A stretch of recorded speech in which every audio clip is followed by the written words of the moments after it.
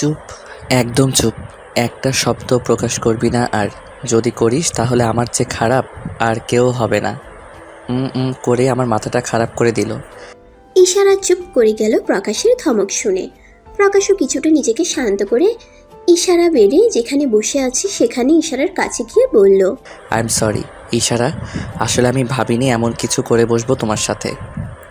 কিন্তু কি করব বলো, এটা না করলে তো তোমাকে আমি সারা জীবনের মতো হারিয়ে ফেলতাম, যেটা মেনে নেওয়া আমার পক্ষে সম্ভব নয়। আমি আপনাকে ভালোবাসি না। তাতে আমার কিছু যায় আসে না, আমার ভালোবাসাই এনাফ আমাদের সম্পর্কে। ইশারা কিছু বুঝতে পারল না এবার, তাই প্রকাশের মুখের দিকে চেয়ে রইল। আর প্রকাশ সেটা দেখে মুচকি হেসে একটা পেপার নিয়ে এলো ইশারার কাছে আর বলল, সই করো এখানে। ইশারা ভালো করে কাগজটা দেখতেই দেখতে পেল রেজিস্ট্রি পেপার। এর মানে প্রকাশ বিয়ে করতে বলছে ওকে। ও তৎক্ষণাৎ বেড থেকে উঠে দাঁড়ায় আর ইশারাই বলে, না, আমি আপনাকে বিয়ে করব না। বিয়ে তো তোমাকে করতেই হবে ইশারা, তাও সেটা আমাকে। কি কমতি আছে আমার মধ্যে যে তুমি আমাকে বিয়ে করতে চাও না? আমাকে এতটাই অপছন্দ তোমার যে তুমি ওই মাঝবয়সী লোকটা বিয়ে করতে যাচ্ছিলে? লিসেন কেয়ারফুলি ইশারা, তুমি যদি আমাকে বাউট না করো তাহলে তোমার পুরো পরিবারকে আমি শেষ করে দেব। ইশারা ধপ করে বেডে বসে পড়ল।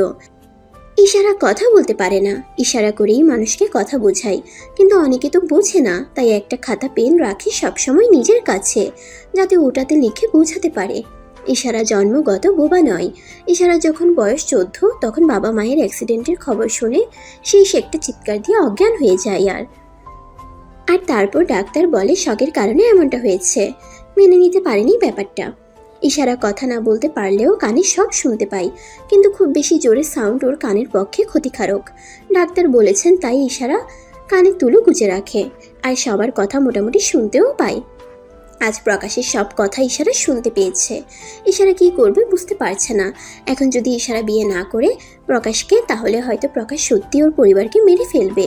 পরিবার বলতে শুধু ইশারার মামা মামি আর ওর নিজের ভাই। ইশারার ভাইয়ের বয়স 12 বছর, এখন আর ইশারার বয়স 20।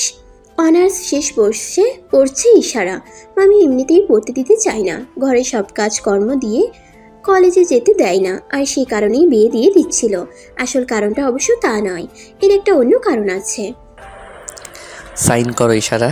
ইশারা করুণ চোখে প্রকাশের দিকে তাকিয়ে কাপা কাপা হাতে পেনটা দিয়ে সাইন করে দিল। প্রকাশ জানতো ইশারাকে পরিবারের ভয় দেখালেই ইশারা রাজি হবে।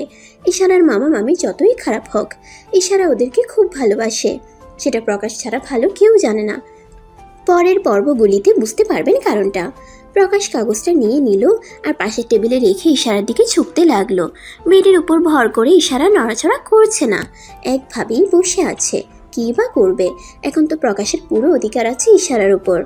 প্রকাশ ইশারার কানের কাছে নিজের ঠোঁট নিয়ে গেল আর বলল, ভীষণ ভালোবাসি তোমাকে ইশারা।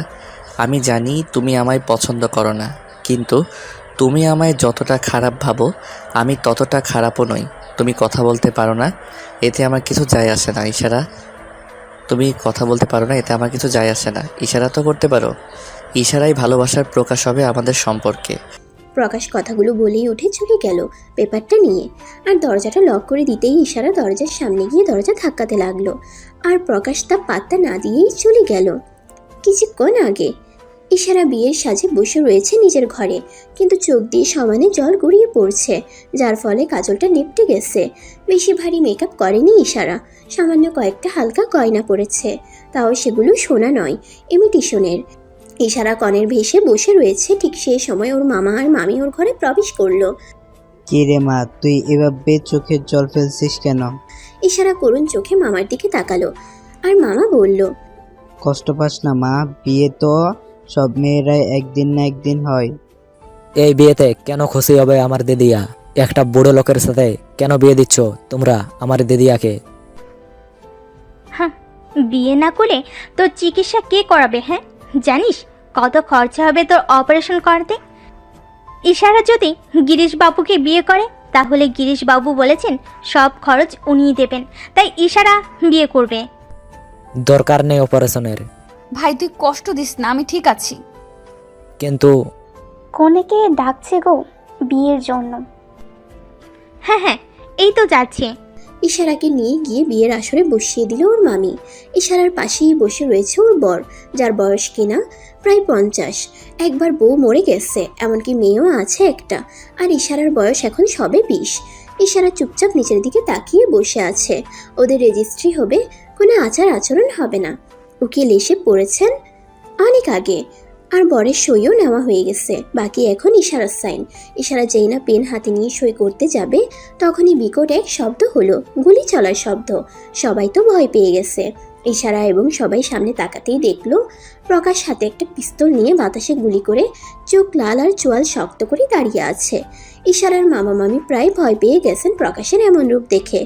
এলাকায় সবাই জানে প্রকাশের রাগ কতটা ভয়ঙ্কর, তবুও সাহস করে ইশারার মামা বলল, এসব কি হচ্ছে? এই বিয়ে বাড়ির অনুষ্ঠানে তুমি গুন্ডাগিরি কেন করছো? প্রকাশ কোনো কথা না বলে ইশারার কাছে চলে গেল, আর প্রকাশ এগোতেই ইশারার মামা মামি পিছিয়ে গেল, কারণ প্রকাশের হাতে পিস্তল আছে। প্রকাশ গিয়ে ইশারার হাত ধরে ইশারাকে টেনে তুলল, আর লোকটাকে বলল, আর কোনোদিন যদি এই এলাকায় আপনাকে দেখেছি বা আপনার ছায়া আমার চোখে পড়েছে, তাহলে আপনি বেঁচে বাড়ি ফিরবেন না। এই বলেই ইশারাকে সবার সামনে কোলে তুলে নিল প্রকাশ। আর ইশারা তো ফ্যাল করে তাকিয়ে রয়েছে প্রকাশের দিকে। এদিকে ইশারার ভাই ঈশান্ত খুব আনন্দ করছে প্রকাশকে দেখে। প্রকাশকে কেউ বাধা দিতে এলেই প্রকাশের সব লোকেরা সামনে চলে এলো, আর কেউ কিচ্ছু বলতে পারলো না। প্রকাশ ইশারাকে গাড়িতে বসিয়ে সিধে নিজের ফার্ম হাউসে চলে এলো। এখন প্রকাশ সিগারেটের টান দিচ্ছে আর বাতাসে ধোঁয়া ছাড়ছে। প্রকাশের চোখের কোণে জল জমেছে। ইশারা, আমি জানি প্রথমে আমি তোমার সাথে খারাপ ব্যবহার করেছি, কিন্তু বিশ্বাস করো, তোমাকে প্রথম যেদিন দেখেছি সেদিনই একটা ভালো লাগা কাজ করেছে, আর পরে তা ভালোবাসায় পরিণত হয়েছে। আমি তোমাকে ভীষণ ভালোবাসি ইশারা, আমি যে বড্ড ভালোবাসার কাঙাল। প্রকাশের চোখ থেকে টপ করে জল পড়ল। প্রকাশ সেটা মুছে সিগারেটটা ফেলে ইশারার ঘরের দিকে ইশারার জন্য খাবার নিয়ে হাঁটা ধরলো। প্রকাশ রুমের দরজা খুলতেই দেখলো ইশারা মেঝেতে হাঁটু ভাঁজ করে বসে কাঁদছে। প্রকাশকে দেখে ইশারা মেঝে থেকে উঠে দাঁড়ালো। প্রকাশ রুমের ভিতরে এসে খাবারটা রাখলো স্যান্ডের টেবিলে, আর ইশারাকে বলল, ইশারা, খাবারটা খেয়ে নাও। ইশারা কোনো কথা না বলে প্রকাশকে ধাক্কা দিয়ে দরজা দিয়ে বেরিয়ে গেল। প্রকাশ রুমে ঢুকে দরজাটা লক করতে ভুলে গেছিল, আর সেই ফাঁকেই ইশারা এমনটা করলো। ইশারা, পস্তাতে হবে তোমাকে এর জন্য। তুমি কি ভাবছো এভাবে পালিয়ে বাঁচতে পারবে তুমি আমার থেকে? না, কখনো না। তুমি শুধু আমার, তোমাকে নিজের তো আমি করেই ছাড়ব। এই বলেই প্রকাশ দ্রুত পায়ে নিচে নেমে গেল, আর ড্রয়িং রুমে গিয়ে দেখলো কেউ নেই। প্রকাশের চোখ গেল সদর দরজায়। সেদিকে তাকিয়ে প্রকাশ অবাক হয়ে যায়, কারণ সদর দরজা যেমনভাবে ভিতর দিয়ে বন্ধ করে রেখেছিল ঠিক তেমনই আছে। তাহলে ইশারা কোথায় গেল? ইশারা যদি বাইরে না যায় তাহলে কোথায় গেল? ঘরে লুকিয়ে আছে নাকি? ইস! প্রকাশ যেই ডাকতে যাবে কোথা থেকে ইশারা এসে ওকে পিছন থেকে ডাকলো। প্রকাশ পিছন ফিরে ইশারাকে দেখে ইশারাকে জড়িয়ে ধরলো, আর বলতে লাগলো, ইশারা, কোথায় গেছিলে তুমি এভাবে? তোমার কিছু দরকার হলে আমায় বলতে, এভাবে কেন এলে তুমি? জানো আমি কতটা ভয় পেয়ে গেছিলাম। প্রকাশকে নিজের থেকে ছাড়িয়ে ওর হাতে একটা কাগজ দিয়ে পড়তে বলল। এটা কি ইশারা? আঙ্গুল দিয়ে ইশারা করে পড়তে বলল। প্রকাশ লেখাটা পড়ে ইশারার দিকে তাকাতেই দেখলো ইশারা হাত জোর করে ওর দিকে তাকিয়ে রয়েছে আর কাঁদছে। সেটা দেখেই প্রকাশ জোরে চিৎকার করে একটা গার্ডকে ডাকলো। গার্ড? প্রকাশের চিৎকারে ইশারা কেঁপে উঠল আর কানে হাত দিল, যা দেখে প্রকাশ শান্ত হয়ে ইশারার হাত ধরলো, আর গার্ডকে আসতেই তাকে আস্তে করে বলল, গাড়ি বার করো এক্ষুনি, আমি আর তোমার ম্যাডাম বেরোবো। Okay sir. ইশারা প্রকাশের দিকে অবাক চোখে তাকিয়ে রয়েছে। সেই দেখে প্রকাশ ইশারার কাছে এসে ইশারার চোখে জল মুছিয়ে ইশারাকে কোলে তুলে নিল, আর বাইরের দিকে হাঁটা ধরলো। ইশারাকে গাড়িতে বসিয়ে প্রকাশ নিচে ড্রাইভিং সিটে বসে গাড়ি স্টার্ট করে বেরিয়ে গেল। উদ্দেশ্য হলো নার্সিং হোম। নার্সিং হোমের সামনে প্রকাশ গাড়ি থামাতেই ইশারা বেরিয়ে গেল আর ছুটে নার্সিং হোমের ভিতরে ঢুকে গেল, আর প্রকাশ গাড়িটা পার্ক করতে গেল। ইশারা একেবারে ওটির সামনে চলে গেল, গিয়ে দেখলো ওর মামা মামি মুখ কালো করে দাঁড়িয়ে আছে। এবার ইশারার ভয় লাগছে, কিভাবে যাবে ও ওর মামা মামির কাছে। গতকাল যা হলো তারপর আমি কি মুখ নিয়ে যাব মামা মামির কাছে? এখন যদি না যাই তাহলেও তো হবে না। কি করব আমি? আচ্ছা, টাকাটা নিশ্চয়ই জোগাড় হয়নি। এবার কি করে আমার ভাইয়ের অপারেশন হবে? না, ভাইকে নিশ্চয়ই ডাক্তারবাবু কেবিনে রেখেছে। অন্তত ভাইয়ের সাথে দেখা করতে আমায় যেতে হবে। ইশারার মামা মামির দিকে আসতেই ওর মামা মামি তেড়ে এলো ওর দিকে। কি রে মুখপুরি, কোথা থেকে মুখ কালো করে এলি? হ্যাঁ, কই ছিলি সারা রাত? নিজের মুখ কালো তো করলি, তার সাথে আমাদের মুখও চুনকালি মাখলি। আমার ভাইয়ের অপারেশন কি হবে না মামি? এই শকত, তুই কে মনে করিস তুই আমাদের মুখে চুন কালি দিবি আর আমরা তোর ভাইয়ের চিকিৎসা করাবো? মোরগ তোর ভাই। ওরে বাপ্পা, ভুল কাজ করে আবার চোপা করা হচ্ছে। এই বলে মামি ইশারাকে চড় মারতে নিল, কিন্তু মারতে পারল না, কারণ ওর মামির হাত প্রকাশ ধরে ফেলেছে। মামি প্রকাশের দিকে তাকাতেই এক প্রকার ভয় পেয়ে গেল, কারণ প্রকাশের চোখ লাল হয়ে রয়েছে। আর মামির হাতটা প্রকাশ এত শক্ত করে ধরেছে যে ওর মামি হাতটা ছাড়াতে চেয়েও ছাড়াতে পারছে না। প্রকাশ চোখ মুখ গরম করে মামির হাতটা ঝাড়া মেরে ছেড়ে দিল আর বলল, ইশারার গায়ে হাত তোলার কোনো অধিকার আপনাদের নেই। মানে কি বলতে চাইছো তুমি? এইটাই যে ইশারার উপর শুধু আমার অধিকার, আমার সম্পত্তি। ইশারা, she is my legal wife. হ্যাঁ, কিছুক্ষণ আগেই আমরা বিয়ে করেছি। দরকার পড়লে রেজিস্ট্রি পেপার আপনাদের দেখিয়ে দেব।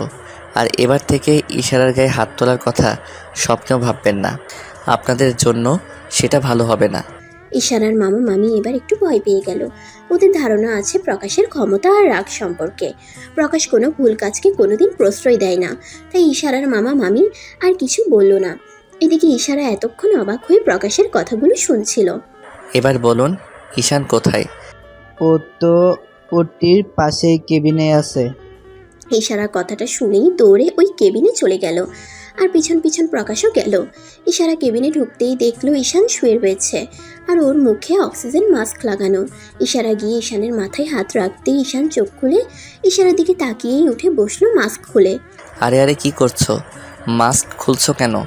মাস্ক কেন খুলছিস ভাই? ওহো, আমি ঠিক আছি। এখন আমি তোমাদের সাথে কথা বলবো। এখন সেই কখন থেকে ওয়েট করছি তোমাদের, আর তোমরা কিনা কত দেরি করলে আড়ি তোমাদের সাথে। আরই তো আমি করব তোমার সাথে। কেন কেন? কেন নয়, তোমার দিদি আর বিয়ের খবরটা জানাতে পারলে, আর তোমার অপারেশনের কথাটা জানাতে পারলে না। সরি ভাইয়া। মানে? আরে মামা মামি যখন তোর বিয়ে বুড়ো দাদুটার সাথে ঠিক করলো, দুপুরবেলায় তখনই আমি বাড়ি থেকে বেরিয়ে যাই আর প্রকাশ ভাইয়াকে খুঁজতে থাকি, কিন্তু পাই না। তাই বিকেলবেলা আবার বেরিয়েছিলাম, তখন প্রকাশ ভাইয়াকে চায়ের দোকানে পাই আর সব বলি। তখন ভাইয়া আমায় বাড়ি ফিরতে বলে, আর আমি বাড়ি ফিরে আসি আর তোর ঘরে যাই। তারপরেই তো প্রকাশ ভাইয়ের একটা হিরোর মতন এন্ট্রি হয়। ঈশানের হাসি দেখে প্রকাশও ফিক করে হেসে দিল, আর ইশারাও। কিন্তু তোমাদেরকে কে খবর দিল যে আমি এখানে? তোমার দিদি আমাকে কাগজে লিখে জানায় যে আগামীকাল তোমার অপারেশন, আর এই অপারেশনের সব টাকা ওই লোকটা দেবে যাকে তোমার দিদি বিয়ে করছিল। বিয়ের শর্তই এমন ছিল যে ইশারা বিয়ে করলে তোমার অপারেশন হবে, কিন্তু বিয়েটা যখন হয়নি তাহলে অপারেশনের কি হবে? তোমার মামা মামি তো আর অপারেশন করাবে না। এটা পরেই আমি তোমার দিদিকে নিয়ে আগে তোমাদের বাড়িতে যাই। সেখানে দারোয়ান জানালো যে তুমি হঠাৎ করেই অজ্ঞান হয়ে গেছো। বাড়িতে লোকজন থাকায় তারা তোমায় এই নার্সিং হোমে ভর্তি করে, আর সেই ঠিকানা নিয়ে আমরাও চলে আসি। দারোয়ান দাদা বলছিল তোমার অপারেশন নাকি আজকেও হতে পারে, তাই তো ওটির সামনে এসেছিলাম আমরা। ও, কিন্তু আমার তো আর অপারেশন হবে না, দিদিয়া তো বিয়ে করেনি।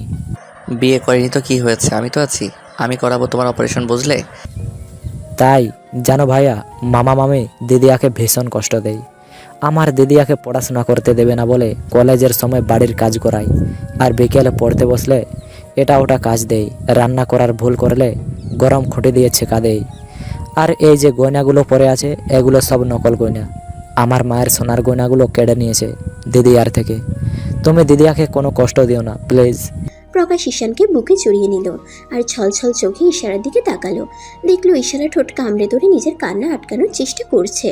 প্রকাশ বাম হাত দিয়ে হ্যাচকা টান মেরে ইশারাকেও বুকে টেনে নিল, আর জড়িয়ে ধরে মাথায় চুমু দিয়ে বলল, আজ থেকে তোমার দিদি আর কোনো কষ্ট হবে না, আর না তোমার হবে। প্রকাশ বাইরে বেরিয়ে এসে ডাক্তারের সাথে কথা বলে নিল অপারেশনের ব্যাপারে। আর ইশারা গিয়ে বসার জায়গায় বসে পড়ল, আর ইশারার পাশে গিয়ে ওর মামি বসলো, আর ইশারাকে কিছু কথা বলল। এটা প্রকাশের চোখে পড়তেই প্রকাশ ইশারার কাছে এগিয়ে গেল। ইশারার মামি প্রকাশকে এগিয়ে আসতে দেখেই উঠে গেল। প্রকাশ কিছু বলতে যাবে তার আগেই ইশারার মামি হনহন করে হেঁটে বেরিয়ে গেলেন আর প্রকাশ ইশারার পাশে বসে পড়ল। ইশারার তাতে কোনো হেলদোল নেই, ও এক মনে নিচের দিকে তাকিয়ে আছে। প্রকাশ ইশারাকে ওভাবে দেখে ওর হাতের উপর হাত রেখে বলল, গত রাত থেকে তুমি না চেঞ্জ করেছো আর না কিছু খেয়েছো, চলো কিছু খেয়ে নেবে। না, আমি খাবো না। কেন খাবে না?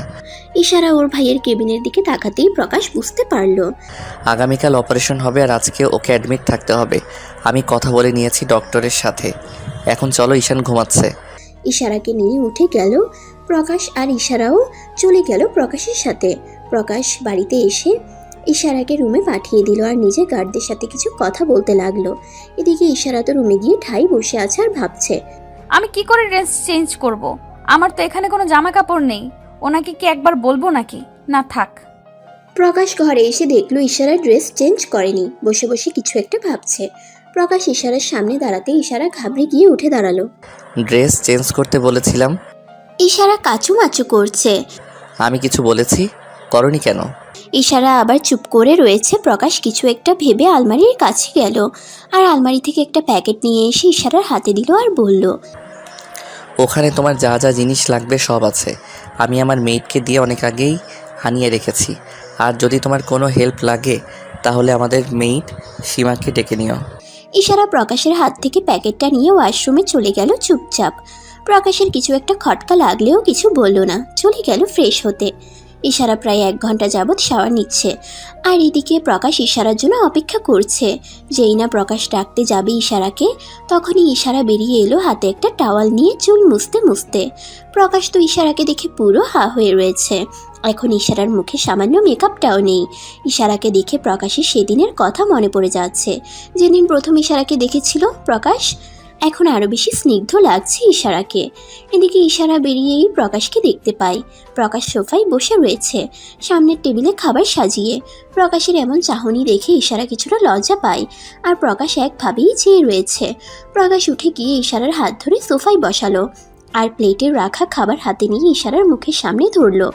ইশারা প্রকাশের মুখের দিকে তাকাতেই প্রকাশ চোখ দিয়ে ইশারা করলো যেন প্রকাশের হাতের থেকে গ্রাসটা মুখে নেয়। ইশারাও চুপচাপ বাধ্য মেয়ের মতোই খাবারটা খেয়ে নেয়। প্রকাশ যখন আবার ইশারাকে খাওয়াতে যায় তখন দেখে ইশারা আবারও আগের মতন মাথা নিচু করে চোখে জল ফেলছে। প্রকাশ সঙ্গে সঙ্গে ইশারাকে জিজ্ঞেস করে হাতের প্লেটটা রেখে, কি হয়েছে ইশারা? খাবারটা ভালো লাগেনি? ঝাল লাগছে তোমার? কাঁদছো কেন তুমি? ও, আমি খাইয়ে দিচ্ছি বলে ভালো লাগছে না? আচ্ছা, আমি তোমায় জোর করে খাওয়াবো না, তুমি খেয়ে নাও তাহলে।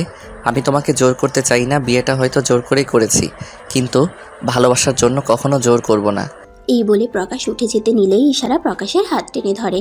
প্রকাশ ইশারার দিকে তাকাতেই ইশারা বিছানায় থাকা খাতা প্যানের দিকে ইশারা করে। প্রকাশ সেটা এনে দিয়ে ইশারার সামনে বসে আর ইশারা প্রকাশকে কাগজে লিখে দেয়, আমি কখনো এত ভালো খাবার খাইনি, আর না কেউ আমায় কোনোদিন খাইয়ে দিয়েছে। মামি রবিবার বাদে রোজ সকালে আর রাতে 2টো রুটি দিত আর বাসি তরকারি দিত।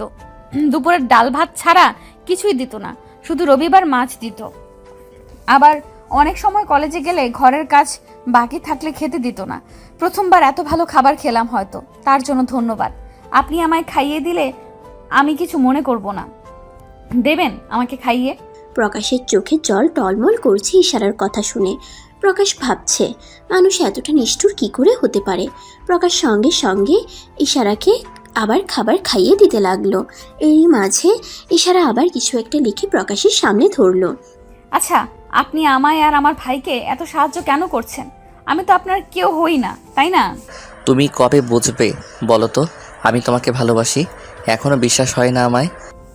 আমি কথা বলতে পারি না, অতি সামান্য একটা মেয়ে। নিজের বাড়িতে কাজ করে খাই, আর কাজ না করলে খাই না। দেখতেও তো আহামরি সুন্দর নই, সেই তুলনায় আপনি কত সুন্দর, কত বড় লোক। আপনি আমায় কেন ভালোবাসতে যাবেন বলুন তো? শুধু শুধু আপনি যেটা ভালোবাসা ভাবছেন সেটা হয়তো কিছুদিনের মোহ মাত্র। কয়েকদিন যেতে না যেতেই আমি আপনার বিরক্তির কারণ হয়ে উঠব। আমার এই অক্ষমতা আপনার বিরক্তির কারণ হয়ে উঠবে, যেটা স্বাভাবিক। প্রকাশ ইশারার এই লেখাটা দেখে মারাত্মক রেগে গেল। খাতাটা পাশে রেখে ইশারাকে বাম হাত দিয়ে টেনে নিজের কাছে নিয়ে এলো আর ইশারার ঠোঁটে ঠোঁট মিলিয়ে দিল। আকস্মিক এমন ঘটনায় ইশারা পুরো জমে গেছে। আজ পর্যন্ত ইশারা কোনো ছেলে ধারে কাছেও ঘেঁষেনি, বরাবর একটু লাজুক ইশারা। আর আজ প্রকাশ ওকে এভাবে কাছে টেনে কিস করছে। ইশারা ছাড়ানোর চেষ্টা করতে লাগলেই প্রকাশ ইশারার ঘাড় পিছন দিক দিয়ে আরও শক্ত করে ধরে। ইশারা পেরে ওঠে না প্রকাশের সাথে। এদিকে প্রকাশ রাগের কারণে এমনটা করে ফেললো, কিন্তু কিছুতেই প্রকাশের রাগ যাচ্ছে না। কি করে পারলো ইশারা এভাবে ওর ভালোবাসাকে অপমান করতে। কিছুক্ষণ পর প্রকাশ ইশারাকে ছাড়তেই দেখতে পেল ইশারার চোখে জল। প্রকাশ ইশারাকে নিজের কাছে রেখেই বলল, তুমি ভাবতেও পারবে না আমি তোমাকে কতটা ভালোবাসি। না জেনে তুমি কিভাবে আমার ভালোবাসাকে এতটা অপমান করলে। ভালো না বাসো আমার কোনো অসুবিধা নেই, কিন্তু আমার ভালোবাসাকে অপমান করো না। আর কোনো দিন যদি নিজেকে অক্ষম বলেছো তো আমার থেকে খারাপ আর কেউ হবে না। তুমি যেমন আমি তোমাকে সেভাবেই ভালোবেসেছি, ভালোবাসি আর আজীবন ভালোবাসবো। তুমি আমার জীবনে থাকলেই আমি বড়লোক হতে পারবো। তুমি ছাড়া আমার কোনো অস্তিত্ব নেই। বলেই ইশারাকে ছেড়ে উঠে গেল প্রকাশ আর হাত ধুয়ে ব্যালকনিতে চলে গেল। এদিকে ইশারা বসে বসে ফুপিয়ে ফুপিয়ে কাঁদছে, কিন্তু অদ্ভুতভাবে ইশারার কাছে প্রকাশের এই ছোঁয়া কোনো মোহ বলে মনে হচ্ছে না। খারাপ লাগছে না, বরং ভালো লাগছে। ইশারা মনে মনে ভাবছে, তাহলে কি সত্যি প্রকাশ ওকে ভালোবাসে? এসব ভাবতে ভাবতেই ইশারা কাশতে লাগলো। ব্যালকনির দিকে তাকিয়ে দেখলো ধোঁয়া দেখা যাচ্ছে। ইশারা সেদিকে এগিয়ে গেল আর দেখলো ইতিমধ্যে প্রকাশ 2-3টে সিগারেট শেষ করে ফেলেছে, আর হাতে একটা রয়েছে, সেটাও শেষের পথে। ইশারা বুঝতে পারলো প্রকাশ রেগে রয়েছে, আর ইশারার কথাই হয়তো কষ্টও পেয়েছে, তাই এমন করছে। ইশারা গিয়ে প্রকাশের হাত থেকে সিগারেটটা টান দিয়ে ফেলে দিল। আর প্রকাশ ইশারার দিকে তাকাতেই ইশারা কিছুটা ভয় পেয়ে গেল, কারণ প্রকাশের চোখটা ভয়ঙ্কর লাল হয়ে গেছে। প্রকাশ নিজের রাগ কন্ট্রোল করে নিজের হাত মুষ্টিবদ্ধ করে ইশারাকে বলল, তুমি গিয়ে শুয়ে পড়ো, আমাকে একা থাকতে দাও। আপনি খাবেন না? না, খিদে মিটে গেছে আমার। তুমি যাও, আমার চিন্তা তোমায় করতে হবে না। ইশারা প্রকাশের কাঁধে হাত রাখতেই প্রকাশ ইশারার দিকে তাকালো, আর ইশারা আবারও ইশারা করে বলল, খেয়ে নিন না প্লিজ। বললাম তো খাবো না আমি, যাও তুমি। ইশারা কিছুটা ফুপিয়ে উঠল আর ওখানেই দাঁড়িয়ে রইল। প্রকাশ আর কিছু না বলে চুপ করেই দাঁড়িয়ে রইল। ইশারা চোখ মুছে চলে যেতে নিলেই হুট করে ইশারার হাত প্রকাশ পেছন থেকে হ্যাচকা টান মেরে নিজের দিকে ফিরিয়ে ইশারাকে জড়িয়ে ধরল, আর ইশারার কাঁধে মুখ গুজে রইল। ইশারা নিজের কাঁধটা ভেজা অনুভব করলো, তাই আলতো করে প্রকাশের পিঠে হাত দিতেই প্রকাশ কাঁপা কাঁপা কণ্ঠে বলল, আমি তোমাকে ভালোবাসি, সেরা ভীষণ ভালোবাসি। আমাকে ভালোবাসার কেউ নেই জানো। আমার সব থেকেও আমি নিঃস্ব, কিচ্ছু নেই আমার, কেউ নেই আমার, কেউ ভালোবাসে না আমায়। ইশারা শুধু শুনছে প্রকাশের কথা। প্রকাশের কথা শুনে বোঝা যাচ্ছে প্রকাশের ভিতরে একটা চাপা কষ্ট আছে, যেটা কোনো সময় কারো চোখে পড়ে না। ইশারা আস্তে করে প্রকাশকে সোজা করে দাঁড় করিয়ে প্রকাশের চোখের জল মুছিয়ে প্রকাশের হাত ধরে ঘরে নিয়ে গেল, আর সোফায় বসিয়ে নিজের হাতে খাওয়াতে শুরু করলো। প্রকাশও বাধা দেয়নি, কারণ আজ প্রকাশও অনেকদিন পর কারো হাতে খাচ্ছে, নিজের ভালোবাসার হাতে খাচ্ছে। খাওয়ার পর ইশারা বিছানায় বসতেই প্রকাশ গিয়ে ইশারার কোলে শুয়ে পড়লো আর বলল, আমার আজ তোমাকে অনেক কিছু বলার আছে ইশারা। আজকে আমার মাথায় হাত বুলিয়ে দেবে একটু, আমি একটু শান্তি চাই। ইশারা প্রকাশের চুলে বিলি কাটতে শুরু করলো, আর প্রকাশ মুচকি হাসলো আর বলতে শুরু করলো, জানো আমি আমার মাকে ভীষণ ভালোবাসি। ছোটোবেলায় আমি সবসময় মায়ের আগে পিছে ঘুরঘুর করতাম, মাকে ঠিক করে কাজও করতে দিতাম না। সব সময় মাকে বিরক্ত করা ছিল আমার কাজ, কিন্তু হঠাৎ সব পাল্টে গেল। আমার মা আমায় ছেড়ে চলে গেল, তাও সারা জীবনের মতো না ফেরার দেশে। খুব রাগ হয়েছিল বাবার উপর সেদিন, কেন আমার মাকে ফিরিয়ে দিল না আমায়। কি দোষ ছিল আমার মায়ের?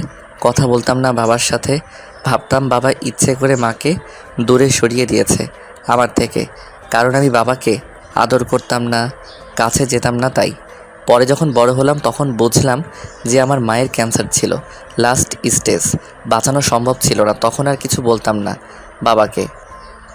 আমার বয়স যখন 6 তখন মা চলে যায়, আর যখন জানতে পারলাম মা কেন চলে গেছে তখন আমার বয়স 12। মাকে হারিয়েছিলাম, তাই বাবাকে আঁকড়ে ধরে বাঁচতে চাইতাম, কিন্তু সেটাও আমার ভাগ্যে ছিল না। বাবার কোনো সময় ছিল না আমার জন্য। আমি যে তার ছেলে তা হয়তো উনি ভুলেই গেছিলেন, সেই নিয়ে কোনোদিন অভিযোগও করিনি। বাবা বাবার মতো থাকতেন ব্যবসা নিয়ে, আর আমি থাকতাম আমার মতো পড়াশোনা নিয়ে। বাড়ির কাজের লোকরাই আমায় মানুষ করেছে, ধরতে গেলে, কারণ আমার যে কেউ নিজের ছিলই না।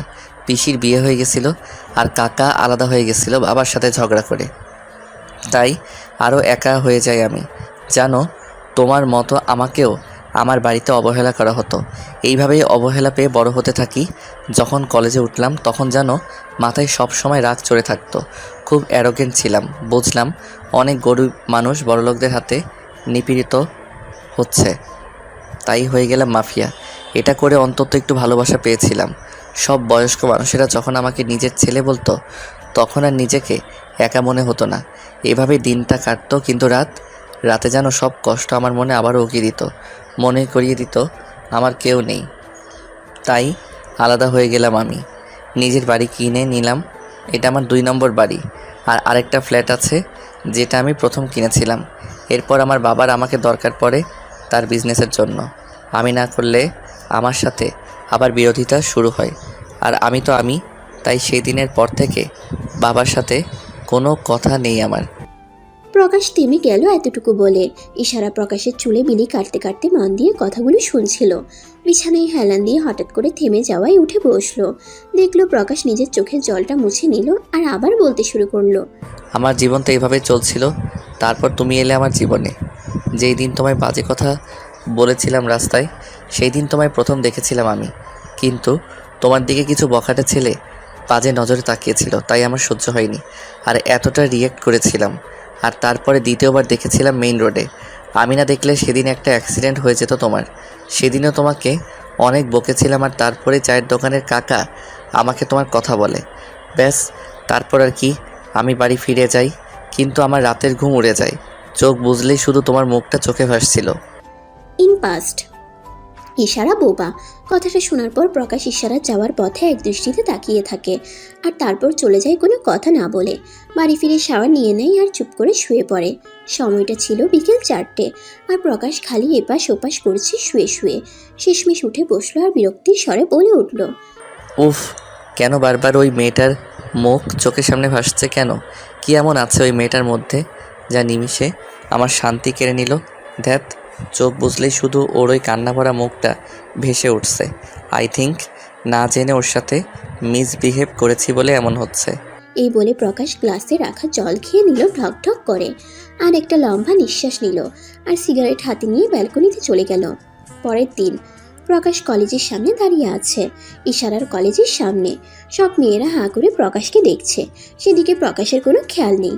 ও নিজের মনে ফোন ঘাঁটছে আর মাঝে মাঝে মাথা তুলে কলেজ গেটের সামনে থাকাচ্ছে। প্রকাশ আজকে একটা টাইট ফিটিং কালো জিন্স তার সাথে ধূসর রঙের শার্ট পরেছে। শার্টের একটা প্রান্ত গুজে রেখেছে আর একটা প্রান্ত চারা, আর হাতগুলো কোনোই অবধি গোটানো। চোখে অ্যাভিগেটর সানগ্লাস, চুলগুলো ব্রাশ করে রেখেছে। চুলগুলো লম্বা আর সিল্কি হওয়ায় কয়েকটা চুল কপালে পড়ে রয়েছে। ডান হাতে ব্ল্যাক ব্র্যান্ডেড ওয়াচ আর বাম হাতে কালো মোটা ব্যান্ড আর পায়ে হোয়াইট লোফার। এটাই প্রকাশের স্টাইলও সবসময় এভাবেই ড্রেস আপ করে। প্রকাশ প্রায় অনেকক্ষণ ধরে ওয়েট করছে ইশারার জন্য, বাট ইশারার কোনো দেখা নেই। বাধ্য হয়ে প্রকাশ একটা মেয়েকে ডাকলো আর জিজ্ঞেস করলো। Excuse me, yes. I am Prakash, Prakash Bose. Yeah, আপনাকে কে না চিনে? Rupsa Das. Actually I need a favour. তুমি কি বলতে পারবে ইশারা আজ কলেজে এসেছে কিনা? ইশারা? You know her? আমার খুব ভালো ফ্রেন্ড হয় ও। That's great. ও কি আজ কলেজ আসেনি? ও তো মাসে 5-6 দিন কলেজে আসে, আর আজ আসেনি, আগের দিন এসেছিল বলে। কেন? ওর মামি ওকে কলেজে আসতে দেয় না, আমার থেকেই সব নোটস নেয়। আপনি কি জানেন ও কথা বলতে পারে না? হ্যাঁ, আসলে আমি আগে জানতাম না। আগের দিন ইশারা রাস্তা দিয়ে হেঁটে যাচ্ছিল আর একটা গাড়ি ওর দিকে এগিয়ে আসছিল। যে কোনো মুহূর্তে অ্যাক্সিডেন্ট হতে পারতো, বাট আমি বাঁচিয়েছি ওকে। তারপর একটু মিসবিহেভ করে ফেলি, তাই চায়ের দোকানের কাকা আমায় বলে ইশারা কথা বলতে পারে না, বাট ও তো কানে শুনতে পায়। তাহলে কেন ওভাবে হেঁটে যাচ্ছিল? ও সব সময় অন্যমনস্ক হয়ে থাকে, তাই হয়তো বুঝতে পারেননি। ইশারার মামি ওকে কাজ করার জন্য চাপ দিচ্ছে, তাই কাজ খোঁজার বাহানায় কলেজে আসে আর মেইন ক্লাসগুলো করে কাজ খুঁজতে বেরিয়ে যায়। কথা বলতে পারে না দেখে চাকরির কোনো খোঁজও পাচ্ছে না। ওর একটা ভাই আছে খুব মিশুক, কিন্তু বেচারার হাটে একটা ফুটা ধরা পড়েছে। তাই ইশারাকে ডাক্তার বলেছে অপারেশন করতে হবে, যার জন্য টাকার প্রয়োজন। এই জন্য ওর মামিওকে কাজ খুঁজতে বলেছে। ওরা নাকি 1 পয়সা দেবে না। ইশারা কোনো কাজ পাচ্ছে না দেখে বাধ্য হয়ে বলেছে লোকের বাড়ি কাজ করবে। এখন হয়তো সেটাই করছে। ওর মামি ওর সাথে খুব খারাপ ব্যবহার করে। একদিন তো মাঝরাতে বাড়ি থেকে বের করে দিয়েছিল শীতের মধ্যে। ওভাবেই বসেছিল দরজার সামনে। পরের দিন জ্বর আসলেও ওর মামি সারা ঘরের কাজ করিয়েছে। ওই শরীর খারাপ নিয়েই রান্না করেছে। রান্নায় ভুল হওয়ায় গরম জলে হাত পুড়িয়ে দিয়েছে। খেতে পর্যন্ত দেয়নি মেয়েটাকে। এইসব খবর আমি ওর ভাইয়ের কাছ থেকে পাই। অনেকবার বলেছি, ঈশা তুই চলে আয় আমার বাড়ি, আমি আর তুই একসাথে থাকবো। এভাবে আর কয়দিন? কোন দিন না তোর মামি তোকে মেরে ফেলে। না, ইশারার কিছু হবে না। তুমি আমাকে ওর বাড়ির অ্যাড্রেস দিতে পারবে? কিন্তু প্লিজ অ্যাড্রেসটা দাও। রূপসার থেকে অ্যাড্রেস নিয়ে প্রকাশ ওখান থেকে বেরিয়ে সিধে ইশারার বাড়ি চলে যায়। আর বাড়ি দরজার সামনে যেতেই চিল্লাচিল্লির আওয়াজ শোনে। আর ভিতরে যেতেই ওর পায়ের সামনে ইশারা হুমড়ি খেয়ে পড়ে। প্রকাশ একবার ইশারার দিকে তাকায়, আর একবার পিছনে দাঁড়িয়ে থাকা এক মহিলার দিকে, যার হাতে খুন্তি। প্রকাশ বুঝতে পারছে এটা ইশারার মামি, আর মামির পিছনেই দাঁড়িয়ে কাঁদছে একটা বাচ্চা ছেলে। এটা যে ইশারার ভাই, তার রূপসার কথা মনে করতেই প্রকাশ বুঝতে পারল। প্রকাশ ইশারাকে মেঝে থেকে তুলে দাঁড় করাতেই ইশারা প্রকাশের দিকে তাকালো। ইশারা একটু ভয় পেয়ে গেল প্রকাশকে দেখে, আর প্রকাশ আবারও ইশারার সেই মায়াবী মুখের দিকে তাকিয়ে আছে। এর মাঝেই পিছন থেকে ইশারার মামি বলে উঠল, আরে বাবা প্রকাশ, তুমি এখানে? প্রকাশ ইশারাকে ভিতরে নিয়ে এনে সাইডে দাঁড় করাতেই ইশারার ভাই ঈশান ছুটে এলো ইশারার কাছে। আর প্রকাশ ঈশানের চুলগুলো এলোমেলো করে দিয়ে বলল, আপনি আমায় চেনেন? তোমাকে না চিনলে চলে? এই এলাকার কত গরিব মানুষের হয়ে লড়ছো তুমি, কত গুন্ডা বদমাইশের শাস্তি দিয়েছো, মেয়েদেরকে সেভ করেছো। বসো বসো। তা আপনার হাতে খুন্তি কেন? এটা রান্নাঘর বলে তো মনে হচ্ছে না আমার। না না, এটা কেন রান্নাঘর হতে যাবে? ওই ওই মেয়েটাকে শিক্ষা দিতে এসেছিলাম। খুন্তি দিয়েও শিক্ষা দেওয়া যায়? ওয়াও। আর বলো না বাবা, এই মেয়েটা আমাদের বাড়িতেই থাকে, আমাদের বাড়িতেই খাই, আবার আমাদের নামেই নিন্দা করে। এমন বেইমান আমার মেয়েটা। ওকে কত ভালোবাসে, কত কথা শোনে ওর। আরও আমার মেয়েটাকে সবসময় অপমান করে, কাজের লোক হিসাবে নয়, নিজের মেয়ের মতো মনে করি। আরও এই ব্যবহার করে। তাই আজকে আর রাগটাকে ধরে রাখতে পারিনি। ও কাজের লোকের মেয়ে? মিথ্যা কথা বলছেন উনি। এটা আমাদের বাড়ি, আর ওরা আমার দিদিয়াকে। চুপ, বড্ড বড় বড় কথা হয়েছে। আদর দিয়ে বাদর তৈরি করেছি, ওর কথা কিছু মনে করো না বাবা। সবই বুঝলাম, কিন্তু যে কথা বলতে পারে না সে নিন্দে কি করে করবে? ইশারা অবাক হয়ে তাকালো প্রকাশের দিকে। ইশারা ভাবছে, উনি জানেন আমি কথা বলতে পারি না, তারপরও এমন ব্যবহার করেছেন আমার সাথে কিছুদিন আগে। করবে নাই বা কেন? ওনার মতো বড়লোক মানুষ আমার মতো মেয়ের সাথে কি বা ভালো ব্যবহার করবে? হ্যাঁ, মানি না। মা, আমি একটু বের হচ্ছি বুঝ। আরে ওই তো নেহা, আমার মেয়ে। ভালোই হলো, দেখা হয়ে গেল। হে প্রকাশ। নেহা, তুই এখানে? আরে আমার বাড়িতে আমি থাকবো না? ও, এটা তোর বাড়ি? বাট আমি তো জানি এটা ওই মেয়েটা, আই মিন ইশারার বাড়ি। অ্যাম আই রং? হ্যাঁ হ্যাঁ, মানে এটা ওর বাবার বাড়ি, কিন্তু ওর বাবা মা মরে যাওয়ার পর আমরাই থাকি। কিছুক্ষণ আগেই তো বললেন এটা আপনাদের বাড়ি। কথাটা কেমন দুরকম হয়ে গেল না? আরে তুই বাদ দে তো এসব। এতদিন পর দেখা হলো আমাদের, চল একটু আড্ডা দিই। তুই তো জানিস আমি ছিলাম না এখানে, আমেরিকা ছিলাম। হ্যাঁ, সেটাও আমাদের টাকায়। ঈশান চুপ কর তুই। হ্যাঁ, সত্যি কখনো চেপে থাকে না। বাই দ্য ওয়ে, অন্যদিন কথা হবে। এই আড্ডাটা আমি অত পছন্দ করি না, সেটা তো তুই জানিসই। সো আজ একটু কাজ আছে আমার, বাই। প্রকাশ সানগ্লাসটা পরে নিল আর বাঁকা হেসে ইশারার দিকে এগিয়ে গেল। প্রকাশকে এগোতে দেখে ইশারা চোখ নামিয়ে নিল, আর প্রকাশ ওর সামনে দাঁড়িয়ে সবাইকে অবাক করে দিয়ে বলল, চলো আমার সাথে। আমার দিদিয়াকে কোথায় নিয়ে যাবে তুমি? প্রকাশ হাঁটু গেড়ে বসলো ঈশানের সামনে, আর ঈশানের হাত দুটো ধরে বলল, কলেজে। তুমি তো কলেজে পড়ো না, না হলে তোমায়ও নিয়ে যেতাম। কলেজে পড়ি না তো কি হয়েছে, স্কুলে তো পড়ি। আরে তাই তো, তাহলে স্কুলে যাওনি কেন? মামি যেতে দেয়নি। স্কুলে গেলে টিফিন দিতে হয় বলে যেতে দেয় না, বইও কিনে দেয় না ঠিক করে। আমার খুব খিদে পেয়েছে, তাই খাবার চেয়েছিলাম। ঈশানের কথার মাঝে ইশারা কিছু বলতে গেলে প্রকাশ রেগে তাকায় আর ইশারা চুপ করে যায়। এই দেখে নেহা আর মামিও কিছু বলার সাহস পায় না। দিদিয়া আমাকে খাবার দেওয়ার কথা বলতেই মামি রেগে গিয়ে গরম খুন্তির ছেঁকা দিয়ে দেয় আর দিদিয়াকে মেরে বার করে দিচ্ছিল কাজ করার জন্য। টাকা না দিলে খেতে দেবে না বলেছে। প্রকাশ ঈশানের চোখের জল মুছিয়ে নেহার মায়ের উদ্দেশ্যে বলল, শাস্তি পেতে হবে, একদিন না একদিন আপনাদের তৈরি থাকবেন। প্রকাশ বাম হাতে ঈশানের হাত ধরলো আর ডান হাতে ইশারার হাত ধরে বেরিয়ে গেল ও বাড়ি থেকে। কিছু দূর এসে নিজের বাইকে বসলো প্রকাশ আর ঈশানকে ধরে নিজের সামনে বসালো বাইকের। ইশারার দিকে তাকাতেই দেখলো ইশারা জিজ্ঞাসু দৃষ্টিতে তাকিয়ে আছে ওর দিকে। তাকিয়ে থেকে লাভ নেই, তাড়াতাড়ি বর্ষ, দেরি হয়ে যাচ্ছে আমার। আমি যাব না আপনার সাথে। কেন যাব আমি? কে আপনি? আমি তো আপনাকে চিনিও না। ঈশান ইশারার কথাটা বলে দিল প্রকাশকে আর প্রকাশ বলল, আমাকে চিনে যাবে। এখন চলো, ঈশানের সাথে সাথে আমারও খুব খিদে পেয়েছে। সকাল থেকে তোমার কলেজের সামনে তোমার অপেক্ষায় না খেয়ে দাঁড়িয়েছিলাম, আর তোমার দেখা পাওয়া যাচ্ছিল না, সো চলো। দিদিয়া চলো না, আমি কোনোদিন বাইক চড়িনি, আর তুইও তো চড়িসনি, চলো না। তোমার দিদি এতদিন যেমন বাইক চড়েনি, তেমন এখন আমার বাইক ছাড়া অন্য কারোর বাইকে চড়বে না। ইশারা আর ঈশান দুজনেই প্রকাশের কথার মানে না বুঝে ওর দিকে অবাক হয়ে তাকিয়ে রইল। আর প্রকাশ বলল, এবার তো বসুন ম্যাডাম।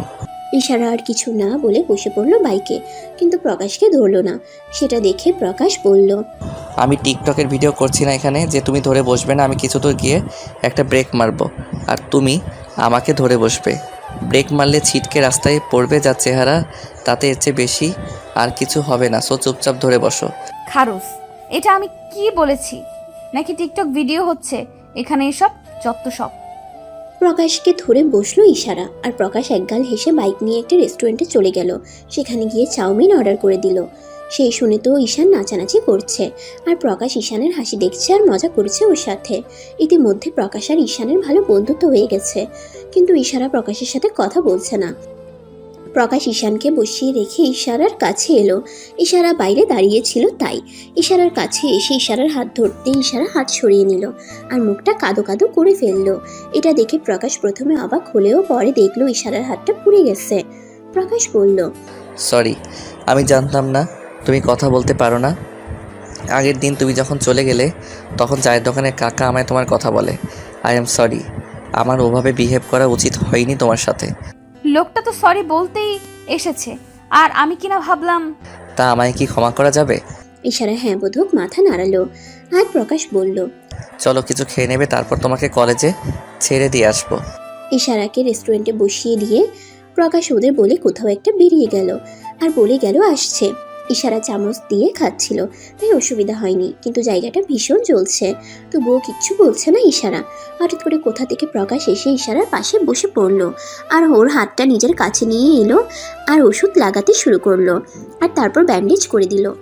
ইশারা একটু অবাক হয়ে গেল ব্যাপারটাই। সবাই প্রায় ওদের দিকে তাকিয়ে আছে, কিন্তু প্রকাশের সেদিকে কোনো খেয়াল নেই। ও নিজের কাজ করে চলেছে। প্রকাশ ইশারার হাত ছেড়ে নিজের ভাগের খাবারটা খেতে শুরু করলো। এমনভাবে খাচ্ছে যেন কোনো যায় আসে না, ফুল অ্যাটিটিউড নিয়ে। খাবার খেতে খেতেই প্রকাশ বলল, প্রথমবার এই প্রকাশ বোসের সাথে কোনো মেয়েকে দেখছে লোকজন, তাই এভাবে তাকিয়ে রয়েছে। তাই লজ্জা না পেয়ে খাও, আর এভাবে আমার দিকে তাকিয়ে থাকার কিছু হয়নি। I know I am looking so handsome. ইশারা এবার ভীষণ লজ্জা পেল প্রকাশের কথায় আর চুপচাপ মাথা নিচে করে খেতে শুরু করলো আর মনে মনে প্রকাশের গোষ্ঠী উদ্ধার করতে লাগলো। খাওয়া শেষে প্রকাশ ঈশান আর ইশারাকে নিয়ে ইশারার কলেজের উদ্দেশ্যে বেরিয়ে পড়ল। কলেজে পৌঁছাতেই সবাই ইশারা আর প্রকাশের দিকে হা করে তাকিয়ে রইছে। সেই দেখে ইশারা লজ্জা পাচ্ছে, কিন্তু প্রকাশ মজা পাচ্ছে। আর ওদের দেখে রূপসা এগিয়ে এলো। ইশারা, এখন আসার সময় হলো? আসতো না আমি না নিয়ে এলে। বাই দ্য ওয়ে, তুমি আজ একটু ম্যানেজ করে দিও। ওর বইগুলো নেক্সট ডে থেকে ও বই নিয়ে আসবে। আর থ্যাংক ইউ। থ্যাংক ইউ তো আমার আপনাকে দেওয়া উচিত। It's okay I mean Rupsa. Rupsa আর ইশারা চলে যেতেই ঈশান প্রকাশকে বলল, ভাইয়া, দিদি আর বই খাতা নেই। কি? লুকিয়ে কলেজে গেছিল বলে সব খাতা বই পুড়িয়ে দিয়েছে। চলো আইসক্রিম খাবে? হ্যাঁ। প্রকাশ যে রেগে গেছে সেটা ঈশানকে বুঝতে দিল না। চুপচাপ ওখান থেকে চলে গেল। এদিকে ইশারা ক্লাস করে নিল, কিন্তু ভীষণ ভয় করছে ওর। বাড়ি কিভাবে ফিরবে, আর ফিরলে মামি কি অবস্থা করবে ওর। প্রকাশ গাড়ির বোনাটের উপর শুয়ে আছে আর উপরের দিকে সিগারেটের ধোঁয়া ছাড়তেছে চোখ বন্ধ করে। কিছু একটা মনে করতেই প্রকাশ মুচকি হাসলো চোখ বন্ধ করে, আর হুট করে উঠে বসলো। প্রকাশ এক পা ভাঁজ করে হাঁটুর উপর নিজের হাত ভর করে সিগারেটে টান দিল আর ধোঁয়াটা ছেড়ে বাঁকা হেসে বলল, you are in love Prakash, yes you are fall in love, my god. আমি তো নিজেই বিশ্বাস করতে পারছি না আমার মনে একজন বাসা বেঁধেছে। শুধু আমার মন না, আমার মস্তিষ্ক জুড়ে সে বিচরণ করছে। আমি আমার উত্তর পেয়ে গেছি। কেন আমি চোখ বুঝলেই তোমাকে দেখতে পাচ্ছি, কেন সারাক্ষণ শুধু তোমার কথা ভাবছি। কারণ আমি তোমায় ভালোবেসে ফেলেছি ইশারা। আজ পর্যন্ত আমি কোনো মেয়ের দিকে ঘুরেই তাকাইনি, সেখানে তোমাকে একবার দেখাতেই আমার ভালো লেগে গেছে। যেখানে সব ছেলেরা মেয়েদের মিষ্টি কথার প্রেমে পড়ে, সেখানে আমি তোমার ইশারায় প্রেমে পড়েছি। আমার যে তোমাকে চাই ইশারা, সেটা যে কোনো মূল্যে, কারণ তুমি হবে আমার বেঁচে থাকার উদ্দেশ্য। তোমাকে আঁকড়ে ধরেই এই প্রকাশ বাঁচবে।